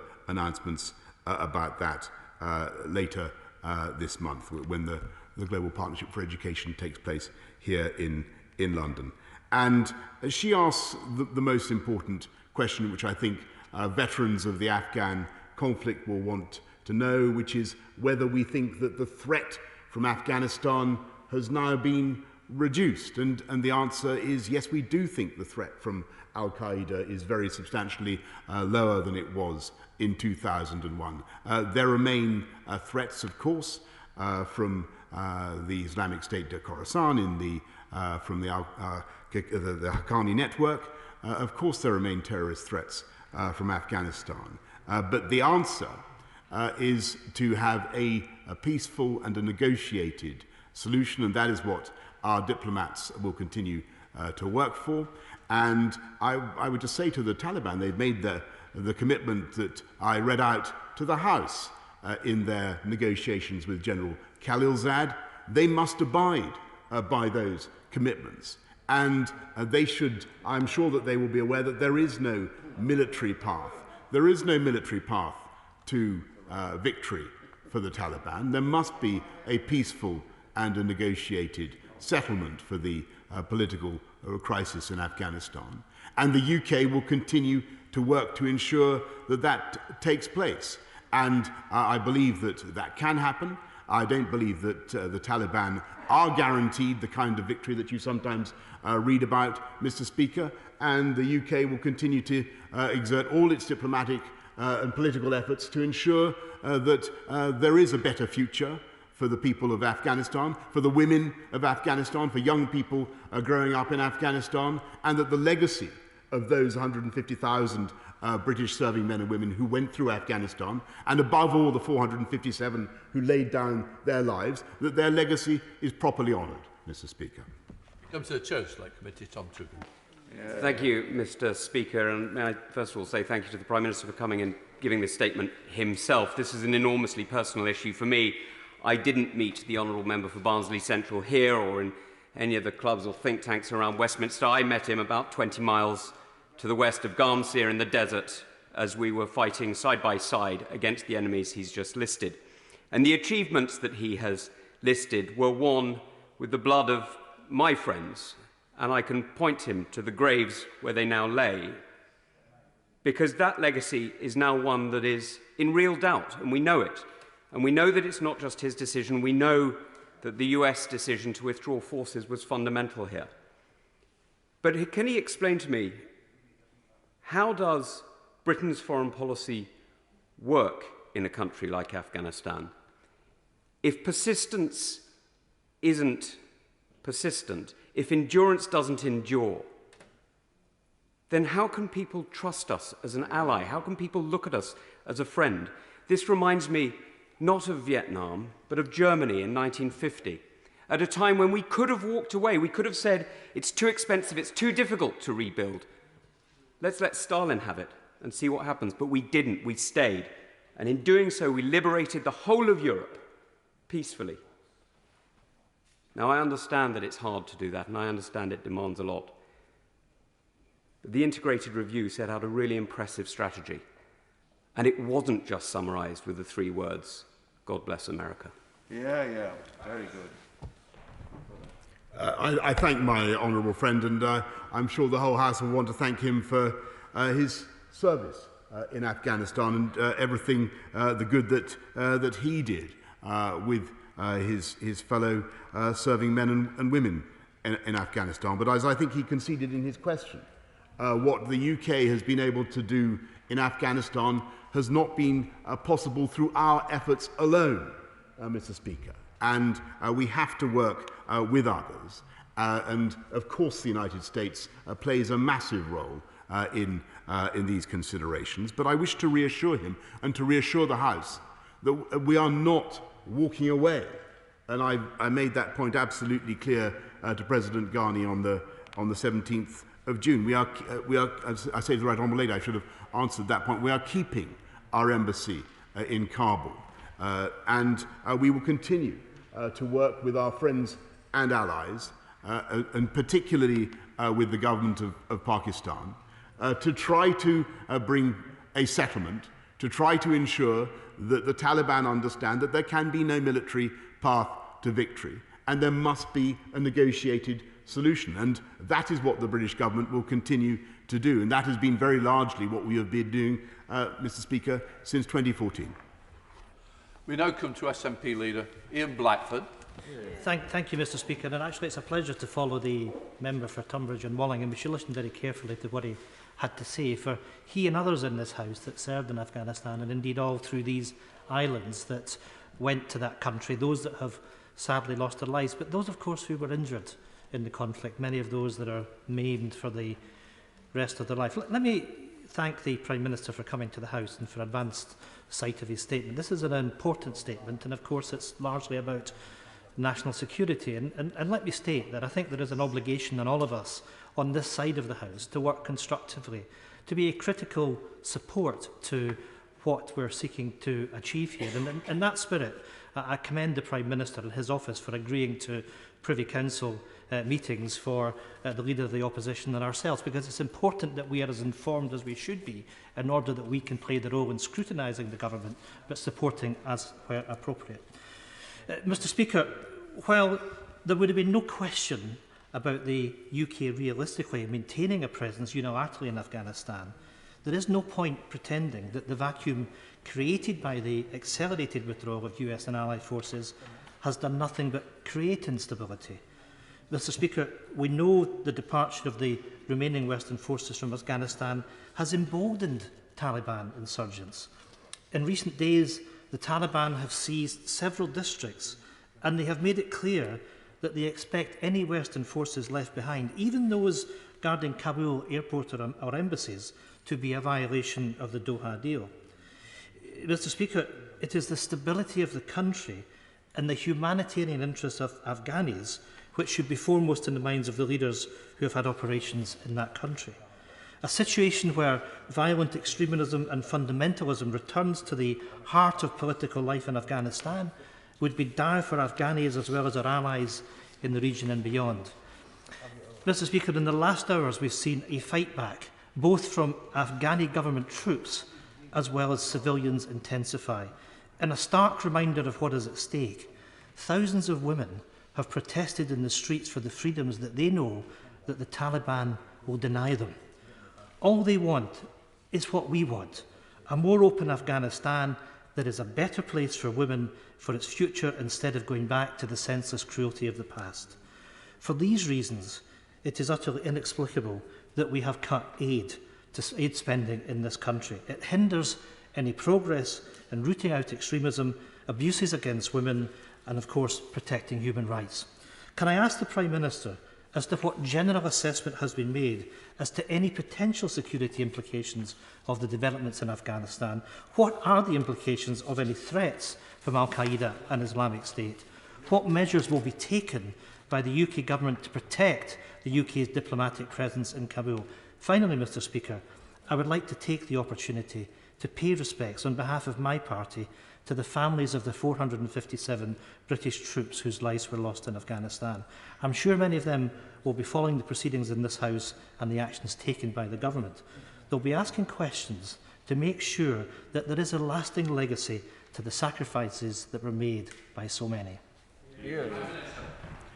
Again, I thank the right honourable gentleman for the spirit and the content of his remarks, and on the substance of his questions. To me, our assessment is that the threat from Afghanistan to this country has very substantially diminished as the result of the actions by the UK and our friends over the last 20 years, though clearly a threat remains, and the extent of that threat will now depend on exactly what happens. And to come to his points about the Taliban, their intentions and the progress that they are making, I think it is true that the Taliban are making rapid progress in rural areas. But that does not mean, Mr. Speaker, that they are guaranteed a victory in the whole of Afghanistan or across the urban areas of Afghanistan, whereas he points out in his question there is lively resistance to what they have to offer and their view of the way things should be. And that's why this government, through all our agencies, diplomatic, political, development and otherwise, we will continue to work for a negotiated settlement, particularly with regional actors such as Pakistan. And I do believe that is the best way forward for Afghanistan. There must be a settlement, and it will have to, I think we must be realistic about this, Mr. Speaker, it will have to include the Taliban. We have audio only as we go to Tobias Elwood. Tobias. Mr. Speaker, decisions don't come any bigger for a Prime Minister than to send our armed forces to war. But when an overseas operation lasts 2 decades, costs hundreds of British lives, billions of pounds to the taxpayer, and ends in retreat, it would be a dereliction of duty not to ask what went so wrong. We now abandon the country to the fate of the very insurgent organisation we went in to defeat in the first place. I say to the Prime Minister, if we don't learn the lessons of failing to appreciate Afghan history, the folly of imposing Western solutions, the delays in training Afghan security forces, and denying the Taliban a place at the table back in December 2001, we are likely to repeat similar mistakes in the future.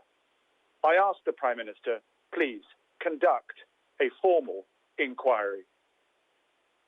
Prime Minister. I must caution my honourable friend that I don't think that is the right way forward at this stage. And he asks about, he calls this a retreat, Mr. Speaker. This was never intended at any stage to be an open-ended commitment or engagement by UK armed services in Afghanistan. There was no intention for us to remain there for forever. And as the House knows, Operation Herrick concluded in 2014, and at that stage, the Army conducted a thorough internal review of the lessons that needed to be learned, and those were incorporated into the integrated review of our armed and defence, security and defence strategy, which was published earlier this year. And, Mr. Speaker, given the length of such inquiries, I think the Chilcot inquiry went on for 7 years and cost many millions of pounds. I do not think that this is necessary at this stage. I think that the government should rather focus its efforts on ensuring that we do everything we can to secure the prosperity and the peace, I should say, and stability of the people of Afghanistan. And that's what we'll do. Let's go to Ed Davey. Ed. Mr. Speaker, can I join the Prime Minister in paying tribute to the role our armed forces have played in Afghanistan, and especially remember the 450 men and women who laid down their lives and the many more who sustained lifelong injuries. We are grateful to them and remember them and their families. Mr. Speaker, the Prime Minister rightly says our country retains a responsibility to the people of Afghanistan. So with Afghan soldiers trained by allied forces surrendering all too frequently, and with some analysts predicting that the Taliban are probably only months away from taking Kabul, and with the new era of injustice, inequality and brutality facing the women and girls of Afghanistan, and with the potential for a new vector of international terrorism forming across Afghanistan, can the Prime Minister explain with far more substance how the British government plans to work with our international partners to fulfil the responsibility he accepts we still have to the Afghan people? Prime Minister. Yes, Mr. Speaker, we are going to continue, first of all, on his first point about supporting the Afghan national security and defence forces. We will continue to do that, as I have said, and as I pledged to President Ghani, with at least another £58 million. And what we are doing is working with the regional actors, particularly Pakistan, and he knows that the Pakistan security services have a very considerable influence in Afghanistan. We are working with the Pakistani government to ensure, and with the Taliban, to ensure that there is a progress towards a negotiated solution. And in Kabul, there are many actors, as I'm sure the Right Honourable gentleman knows. It is a very fractured scene politically in Kabul. The UK government knows all those actors well. It is essential that they work together for a negotiated settlement and work together for the long-term future of Afghanistan, and that's what we will do. Ian Duncan-Smith. Mr. Speaker, I thank the Prime Minister for coming to the House to make this statement. Can I say to him that we clearly, I agree with him, owe a debt of honour to our members of our armed forces, many who have lost their lives, but also those who have been badly maimed and who have done their country proud in what they've delivered. As he said, education for women, clinics, healthcare, and freedoms that were not there before under the Taliban. The Prime Minister said in his statement, though, that he says, I hope no one will leap to the false conclusion that withdrawal of our forces somehow means the end of Britain's commitment to Afghanistan. So I have a very simple question for him. How far does that commitment extend? If the Taliban take over and they take away the women's rights to education, do we intervene? If they take away the rights and freedoms that we gave them, do we intervene? If they end up killing and maiming more people in Afghanistan and allowing terrorist organizations in, do we intervene? My question is, as one veteran said to me literally 48 hours ago, this begins to look a little bit like the last days of Vietnam, an unprecedented and hurried exit with no commitment. Are we committed? Yes, as I said in my answers to the Right Honourable Lady and to other members who've asked effectively the same point. The circumstances in 2001 when this country went into Afghanistan were quite exceptional. NATO's Article 5 of mutual appeal for defence was invoked by our American friends, and that's why we went in. And it was a quite exceptional moment. And since then, in the last 20 years, we have achieved a very great deal. Increase in life expectancy in Afghanistan from 56 to 64 years. The education of women has been mentioned, and we will continue through development assistance and by other means to do whatever we can for the long-term future of Afghanistan. But as he knows, the fundamental military decision to cease Operation Herrick was the turning point. What we're going to do now is use our best endeavours, our best efforts, all our political engagement to produce a negotiated settlement and to produce a stable future for Afghanistan. We can now go to Jeremy Corbyn. Jeremy. Thank you, Mr. Speaker. This has to be a day of reflection. We have spent billions of pounds in the war in Afghanistan. 450 British troops have lost their lives. Thousands of Americans and other troops have lost their lives. And many, many thousands of Afghan people have lost their lives. And many more have been forced to be refugees in exile all around the region, as well as in Western Europe. Surely we need to think about this very, very carefully. And it's disappointing that the Prime Minister appeared to reject calls for an inquiry at the Liaison Committee yesterday and appeared to reject the request for an inquiry made by the member for Bournemouth East today. Can I ask him to think again about that? Surely we need an inquiry into how such a decision came around to go into Afghanistan in the first place, and now the withdrawal from Afghanistan, and of course the chaos that is being left behind. He will have noted that there are some talks going on, which have been cautiously welcomed by the United States in Tehran between the Afghan government and the Taliban. He would also have noted that there are large numbers of Afghan refugees now in Tajikistan as well as in Pakistan. What efforts will he be making to try to ensure that there is not a descent into civil war in Afghanistan, but some kind of diplomatic initiative that will at least bring about security for the people of Afghanistan, and that includes obviously the entire population. And I'm thinking here particularly those children that have suffered so much and those women that have been so grievously discriminated against within that country. And whilst Britain is withdrawing, surely we need to recognise that when we make hasty foreign policy decisions to go to war, the consequences go on for a very long time. In this case, it is now the 20th anniversary of that decision. Minister.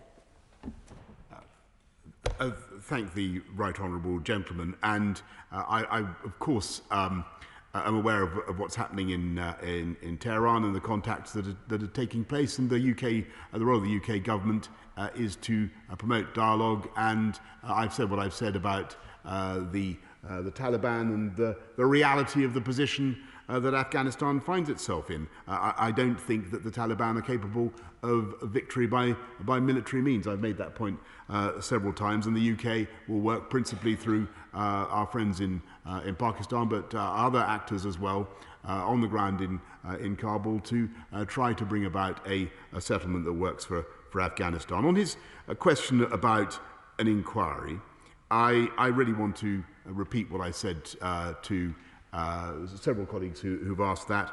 I don't think that another Chilcot-style inquiry is called for at this stage, particularly since the fundamental decision was taken in 2014 to end Op Herrick. It's a long time ago now. But what I do think the House could always consider is whether the Defence Committee, for instance, wishes to investigate themselves.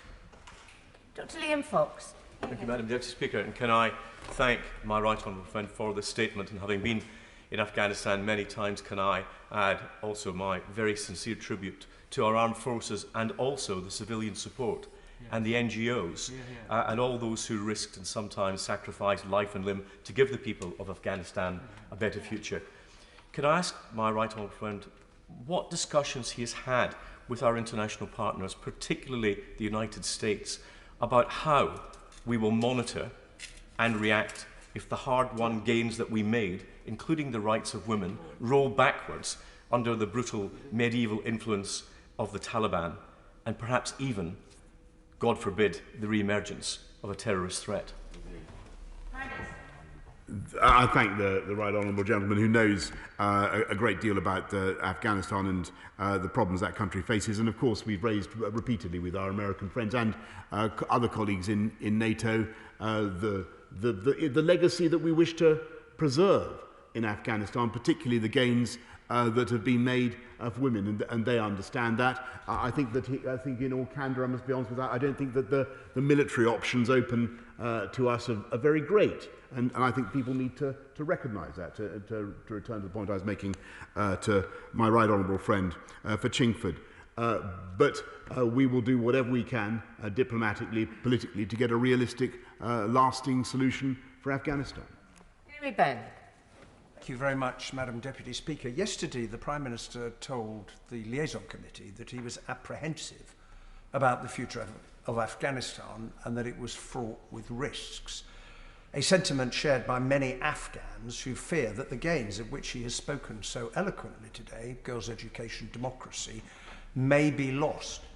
After 2 decades and the sacrifice of so many British lives, whose loss we mourn today and always, why is the Prime Minister so confident that the Taliban will never again allow any part of Afghanistan, because they control some parts already, to be used by terrorist forces, including ISIS, as a base from which to attack this country and other of our allies? Well, the right honourable gentleman makes a very important point. I think that obviously the Taliban have for several years now controlled a very considerable part of Afghanistan, as he knows, and it's during that period that we haven't seen terrorist operations launched against the wider world. And I think what may weigh on the Taliban's minds as they think about how to behave, whether to allow the Khorasan province group or Haqqani network or Al-Qaeda to return and reform in the way that they were there in the past and to act outside Afghanistan, they should remember what happened last time. Dr. Julian Lewis. So it sounds from that, Madam Deputy Speaker, as if the Prime Minister is saying that if they go down that route again, there could be another military intervention. So does he accept that a fanatical brand of Islamist terrorism, sheltered and supported by the Taliban extremists, has not only attacked the West before, but is highly likely to do so again? He mentioned that the military operations route is not great, but rather than veering from occupation to evacuation and back again in a few years' time, will he now commission a study of an alternative containment strategy involving selective strikes with allies from strategic bases to prevent a total terrorist takeover of Afghanistan? Well, Afghanistan, I thank the right honourable gentleman, but Afghanistan was never occupied, Madam Deputy Speaker, and nor is this an evacuation. But what we will certainly look at, in addition to working with friends and partners in the region, is to what extent counter-terrorist, I think the point he's getting at, to what extent counter-terrorist activity can be conducted from outside Afghanistan on outside-in basis. 11 withdrawn. So Andrew Mitchell. I thank the Prime Minister very much for coming and making this difficult and important statement today to the House. I thank him also for what he said about the contribution that's been made by the Girls' Education Challenge Fund, which we set up in 2010 and has been responsible for the education in Afghanistan of millions of girls.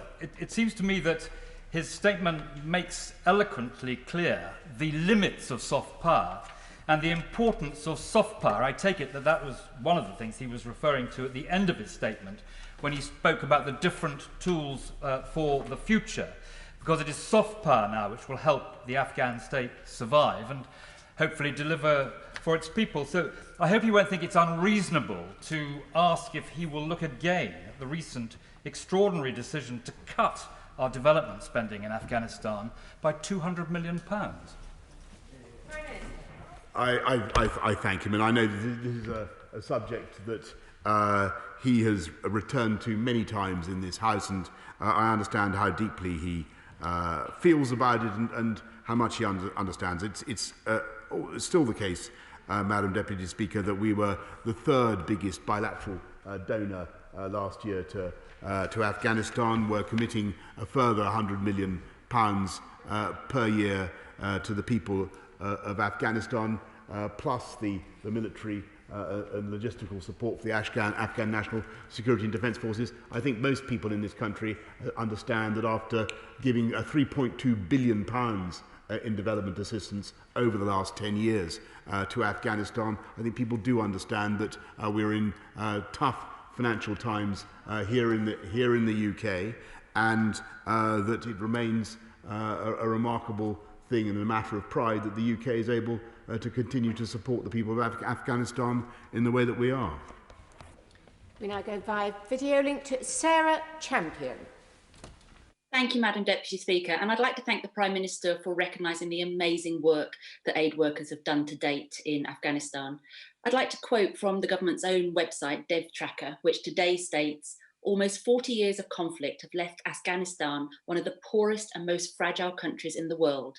Creating a more stable environment will help reduce poverty and make progress towards the global goals. It will also reduce threats to the UK from violence and extremism and discourage illegal migration." Our funding to aid to Afghanistan has fallen dramatically. In 2019-20, FCDO spent $244 million, while the Conflict Stability and Security Fund spent an additional $48 million. Last year, we spent over 170, and this year, 100 million has been committed. So at the very moment that we're withdrawing troops, we're also cutting the aid that helps maintain stability in the country. How does this keep us safe, Prime Minister, or indeed build upon the investment we've already made through our development work? Prime Minister. Madam Deputy Speaker, this country remains, as I've just told the House, one of the biggest bilateral donors in aid to Afghanistan in the world, and I think the people of this country should take great pride in that. And a statistic I didn't mention earlier on, it's thanks to the work of, I think partly thanks to the work of the UK, the whole NATO mission, that mortality for women and children in Afghanistan has fallen faster than in any other low-income country, to get back to her earlier point. Now go via video link to Richard Drax. Thank you, Madam Deputy Speaker. Can I first pay tribute and thank all those who have served in Afghanistan so professionally and courageously? Can I press my right honourable friend on the point raised by the right honourable member for North Somerset by asking him how we, the UK and our allies, can now physically stop Afghanistan from becoming once again a haven for international terrorism? For let's not be naive, the Taliban are back and all the horrors associated with them.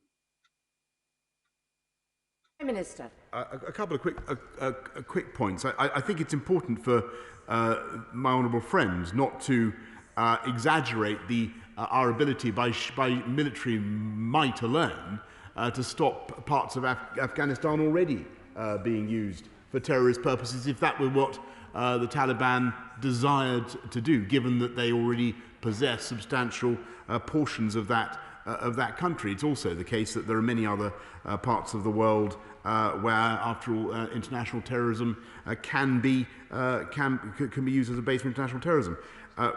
What we propose to do is to continue to work with our friends to look at an outside-in approach to counter-terrorism and to work with regional actors to ensure that we have a solution in Kabul that prevents that country lurching back into becoming a haven for terrorism in the way that he describes. As I've told the House, I don't think that will necessarily be easy, but it is by no means impossible, and the hope is certainly there. Jim Shannon. Thank you, Madam Deputy Speaker, and thank the Prime Minister for coming to the Chamber to make a statement. He has noted the importance of the Afghanistan nation that we have worked so hard together with to create real change. And I'm ever mindful that I did have the opportunity to visit Afghanistan in 2012 on behalf of my own party, Prime Minister, and at that time I was able to meet some of the Irish Guards and the Royal Irish Regiment. So I'm aware of, and some of those are my constituents who have served and who have given their lives and who also are injured as a result. The sacrifice of many of our brave service personnel and lives lost and injuries. I have a photograph in my office which was taken at that time with the Afghan National Army, the recruits at the training college that they were at. I was very impressed by their courage and by their bravery. But yet there is a real fear that Afghanistan will feel our loss too deeply. What discussions have taken place with the USA, with other interested allies, to ensure that there is enough munitions, enough physical support, help, advice and guidance as required for the future of our friends, all citizens and allies in Afghanistan? I thank the Honourable Gentleman. Also, may I join him in paying tribute to the sacrifice of all the serving men and women of the Irish Guards, the Royal Irish Regiment, and those who sacrificed their lives in Afghanistan, everything that they did to protect the people of that country. What we're doing is, and the UK has helped to train, as he knows, about 5,500 officers in the Afghan security and defence forces, and we will continue to invest in them with £58 million per year in the way that I've described. And of course, we will be doing that in concert with our American friends and allies. Now go via video link to Alan Cairns. Thank you, Madam Deputy Speaker. 3 years ago, I had the privilege of visiting Afghanistan and seeing the Welsh Guards in action. It's fair to say that the threats that they faced and the risks that they overcame were simply humbling. Now, their efforts will have helped many receive an education that otherwise wouldn't have done so. The makings of a civic society will be brought together. But will my right honourable friend join me in paying tribute to them, and that the best efforts to do that is to continue our diplomatic and political focus, as well as continuing to use our generous overseas aid budget in seeking to pay a significant legacy in that part of the world? Prime Minister. I want to share completely the feelings of my right honourable friend, and to join him in thanking the men and women of the Welsh Guards and all other armed forces who did so much in so many ways. Sanitation, electricity, and generally improving the life chances of the people of Afghanistan. And we will do whatever we can from now on, diplomatically, politically, with our development budgets, to make sure that we protect the legacy of their achievement. Now go via video link to Hyle Williams. Thank you, Madam Deputy Speaker. I thank the Prime Minister for his statement. Now, with over 250,000 civilian lives lost, 457 British soldiers dead on Afghanistan's plains, and thousands more at home, but maimed in body and mind, will the Prime Minister, unlike some of his predecessors, please give me his frank assessment? Is the terrorist threat really eliminated? And won't the Taliban just reverse the progressive gains of the last 20 years? And were those lives lost and ruined in vain? Prime Minister. No, I thank the Honourable Gentleman. I know I absolutely don't believe that the sacrifice of British troops over the last 20 years has been in vain, and I believe that they have they're leaving a lasting legacy in Afghanistan, and in 20 years they have helped substantially to reduce the threat of terrorism. As I've told the House, and I think candidly, that threat of course has not gone away, but we must do everything that we can to ensure that the Taliban stick to their promises, stick to what they have said, but also work to ensure that there is a settlement in Afghanistan that is propitious to a new approach and a new a new settlement for the people of Afghanistan. That means there isn't the temptation to use that country as a harbour for terrorist operations. Video link to Dr. Andrew Morrison. Given the high likelihood that China will now exploit the opportunity presented by the US departure, extending the Belt and Road Initiative, buying off the Taliban, muting their opposition to abuses in Xinjiang, what approach shall my right honourable friend take with our allies to the resulting greatly strengthened Beijing-Tehran axis with all its grisly potential for security, prosperity and human rights? I thank my honourable friend. The Chinese are not as yet a very major player in Afghanistan, Madam Deputy Speaker, but I think my honourable friend is absolutely right. It is vital that the people of Afghanistan should determine their own future. The link to Chi Onwara. Madam Deputy Speaker, the Armed Forces Covenant states, those injured in service, whether physically or mentally, should be cared for in a way that reflects the nation's moral obligation to them. In the North East, we are proud of and grateful to our servicemen and women, but local charities like Anxious Minds and Forward Assist tell me mental health support is wholly inadequate.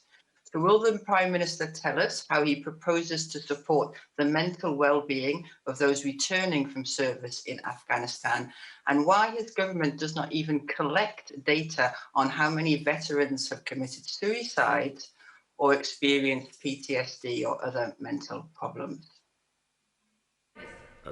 The Honourable Lady is absolutely right to draw attention to the problems that veterans of conflict have experienced, and in particular the health and mental health problems. And last year we put 16 million more pounds into veterans' health, mental health in particular.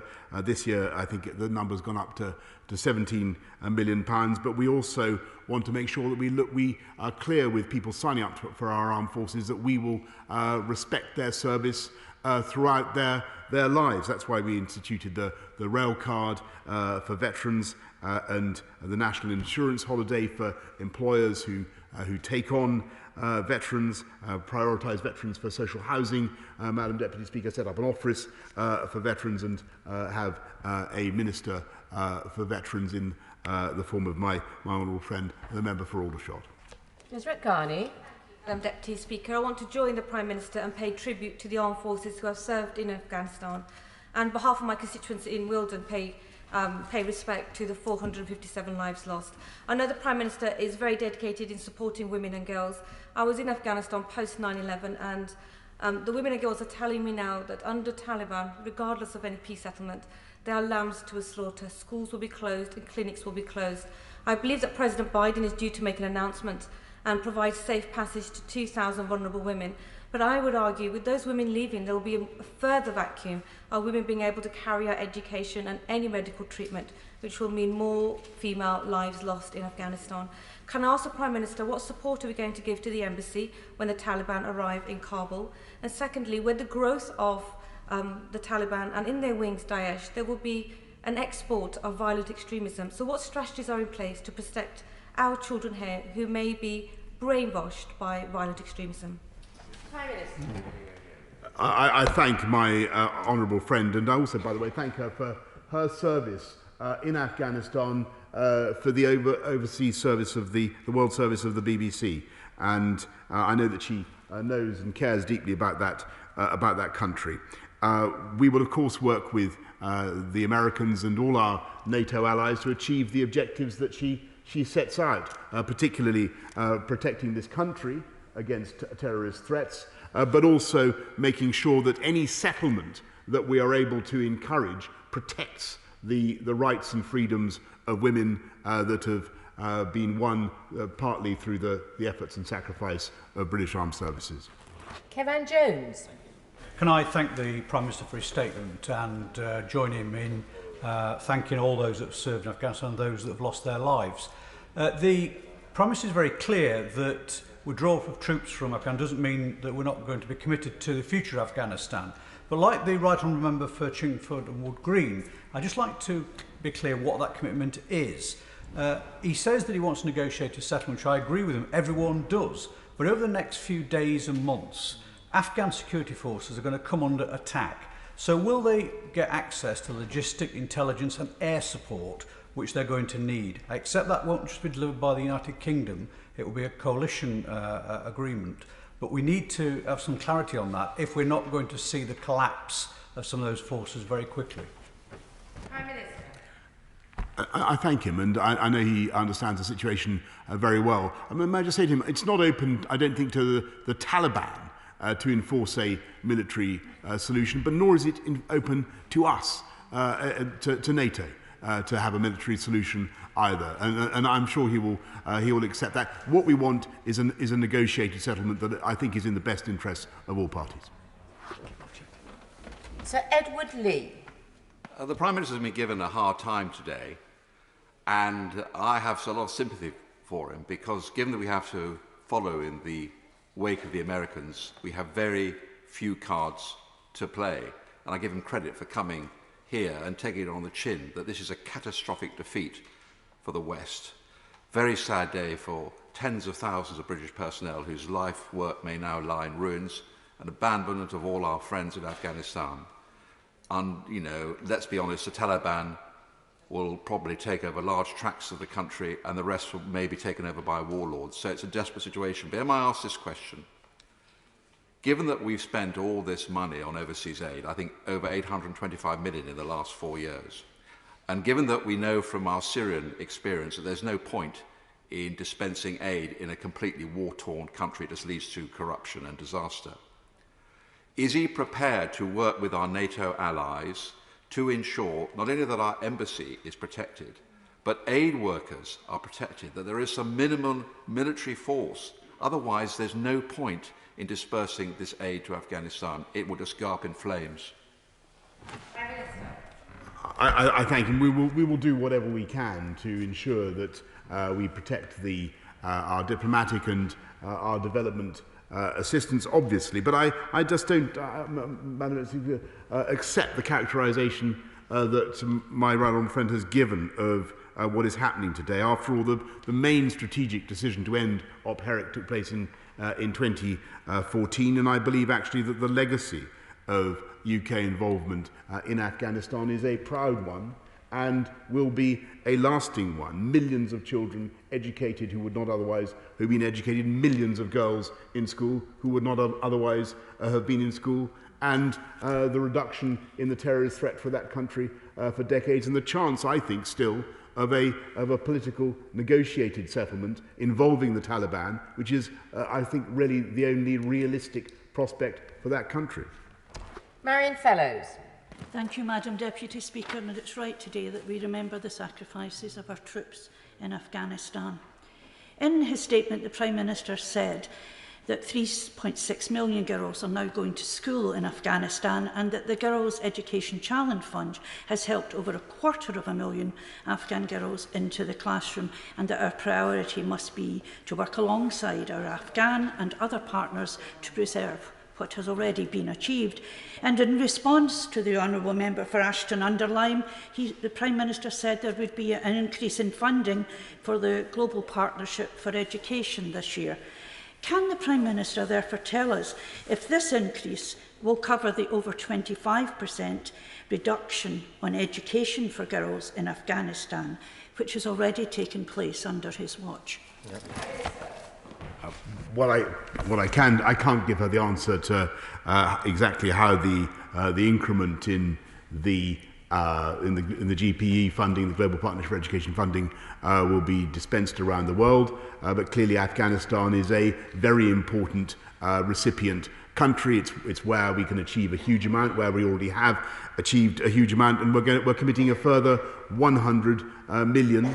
Madam Deputy Speaker, and we remain the third biggest bilateral donor. I think those are facts of which people in this country should be very proud. 24 withdrawn. So Zara Sultana. Thank you, Madam Deputy Speaker. When Tony Blair shamefully led my party into the wars in Afghanistan and Iraq, dutifully following Washington, he was fully backed by the Tories. But dissenting voices in this place and millions on the streets foresaw the disasters the wars would unleash. 20 years on, it's clear that these dissenting voices were right and that the British establishment was wrong. The wars took the lives of 50,000 Afghan civilians, more than 1 million Iraqis, and 636 British soldiers. They destabilized a whole region. They undermined democracy at home, they made us all unsafe, and now the Taliban are set to regain power in Afghanistan. So does the Prime Minister agree that these catastrophic wars, Afghanistan and Iraq, show the need for a new foreign policy, one that is based on restraint and diplomacy, not military aggression? Prime Minister. As I said earlier on, Madam Deputy Speaker, the circumstances in Afghanistan in 2001 demanded action. It was clear that the US had been under attack. Article 5 of the NATO treaty was invoked. I believe that it was right to take action against that brutal and ruthless terrorist cell which was incubated in Afghanistan. And actually, Madam Deputy Speaker, if you look at the Honourable Lady sticks up for democracy, or says she wants to advocate democracy. The Taliban had no democracy then, Madam Deputy Speaker, and nor did they educate girls in school. And if she refuses to see what the soldiers, the men and women of this country, the diplomats, the development officers have done in helping young girls and women in Afghanistan, and if she refuses to see their achievement, then I really think that she is blind to the facts. David Johnston. Madam Deputy Speaker, Didcot in my constituency is the proud home of the 11 EOD and Search Regiment, which played a vital role in our operations in Afghanistan, sadly losing members along the way. And I have other constituents who also lost loved ones during the conflict, so this is doubtless a difficult time for all of them. Will my right honourable friend join me in paying tribute to the bravery and sacrifice of my constituents and others in our operations in Afghanistan? Madam Deputy Speaker, I do, and I pay tribute to their bravery, their sacrifice, and like my honourable friend, the member for Tunbridge, I've been to that cemetery in Kabul, as I'm sure many colleagues in this House have, and I've seen the memorials to British soldiers actually going back decades, if not more than 100 years, Madam Deputy Speaker. This country has been involved in trying to bring stability to Afghanistan. I thank the regiment based in his constituency for what they have done. And I simply want to repeat the burden of my point to the House today, which is I do not believe that their efforts and their sacrifice have been in vain. Now, video link to Mohammed Yassin. Thank you very much, Madam Deputy Speaker. The Hazara community in Afghanistan is an extremely vulnerable religious minority, millions of whom already live in constant fear and jeopardy as victims of targeted attacks. Only last month, a Hazara girls' school in Kabul was bombed. So what is his government doing to ensure the Hazaras are provided adequate protection now that international troops are leaving Afghanistan? I understand the concerns that the honourable gentleman has, and he will understand the limits of what we can do by way of practical direct military action, but that has been the case, as he knows, for several years now. What we can try to do is ensure there is a settlement in Kabul that protects the rights of all minorities, including the religious minorities that he describes. There goes video link to Bob Blackman. Thank you, Madam Deputy Speaker, and I join with the Prime Minister and others in paying tribute to our armed forces who've served in Afghanistan. My right honourable friend will be well aware that the primary source of income for the Afghan farmers is the poppy crop. And our allies in the United States took a view of torching the poppy crop because it supplies the illegal drugs trade. But rather than do that, would my right honourable friend consider that we should purchase the poppy crop and use it for beneficial pharmaceutical purposes rather than allowing it to continue to supply the illegal drugs trade? Well, I thank my honourable friend for his imaginative suggestion. It's one I actually considered many years ago and researched quite quite deeply. And unfortunately, I think the reality is that we would not achieve the result that he suggests. And all that would happen actually is that the farmers in the Taliban-controlled farmers in particular in Afghanistan would not only grow legal opium for medicinal use, but they would also grow illegal crops as well. So we would simply have a double market. Dealing to Jamie Stone. Good afternoon, Madam Deputy Speaker. Greetings from the far north of Scotland. The Prime Minister has referred to diplomatic and political efforts. He's also referred to different tools. And also, to my delight, he's just referred to the BBC World Service. Does the Prime Minister agree with me that the BBC World Service is a national treasure and is actually one of the strongest arms of soft power this country can wield, and it should be enhanced and used to the maximum effect to give succour to our friends and to those in Afghanistan and all over the world? Thank you. I agree. I associate myself completely with the views of the right honourable gentleman. The honourable gentleman, I can tell him that that's why we're providing through the FCDO this year almost 95 million more pounds to the BBC World Service. Final question is to Mark Fletcher. Thank you, Madam Deputy Speaker. I place on record the same thanks to the service and sacrifice of our armed forces who've served in Afghanistan. As my right honourable friend said in the statement, we owe the translators and locally employed staff in Afghanistan an enormous debt of gratitude for all the work that they have done in supporting the UK Armed Forces personnel. Does the Prime Minister agree that we repay these people and help them to begin new lives here in recognition of everything that they have done in support of our country? My honourable friend is completely right, and I know that his views are echoed in every corner of this House. We owe those people a huge debt for their bravery, their sacrifice, the risks they've run, not just to their own lives, but to the lives of their families as well, Madam Deputy Speaker. And that's why the Afghan relocations and assistance policy addresses those risks. And I'm proud that already 1,500 have been allowed to come safely to this country. And I thank everybody involved for the speed and efficiency with which they've been handling those cases. I thank the Prime Minister for his statement. And point of order, Marsha de Cordova.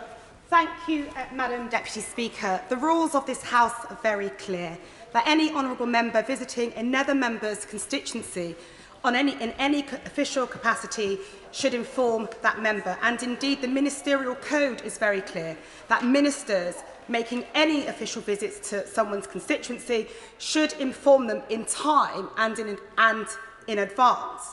This morning, the Shadow Chancellor of the Exchequer has visited the new Covent Garden flower market in my Battersea constituency, and disappointingly, his office has not informed me. So I seek your guidance, Madam Deputy Speaker, as to how we can ensure that ministers follow the rules like the rest of us. And furthermore, I wrote to the Chancellor in May about the problems and the support for traders at the flower market, and I'm yet to receive a response despite several attempts at chasing his office. So I seek your advice on how we can ensure the Chancellor responds to me. Well, I thank the honourable member for giving me notice of this point of order. I assume that she has told the Chancellor that she is raising this in the House. She's quite correct. The document called the Rules of Behaviour and Courtesies in the House of Commons deals with the issue that she's raised. When a member visits another member's constituency, except on a purely private visit, they should take reasonable steps in advance to tell the member in whose constituency the visit is taking place. That guidance also states that failing to do so is regarded by colleagues as very discourteous. She also refers to the ministerial code, and again she is correct in saying in para 10.10, ministers intending to make an official visit within the United Kingdom must inform in advance and in good time the MPs whose constituencies are to be included within the itinerary. The Honourable Lady has made clear her concern. I'm sure that the Treasury bench will have heard that and will feed back the points that she has raised. Thank you. I'm suspending the House for 3 minutes to make arrangements for the next business.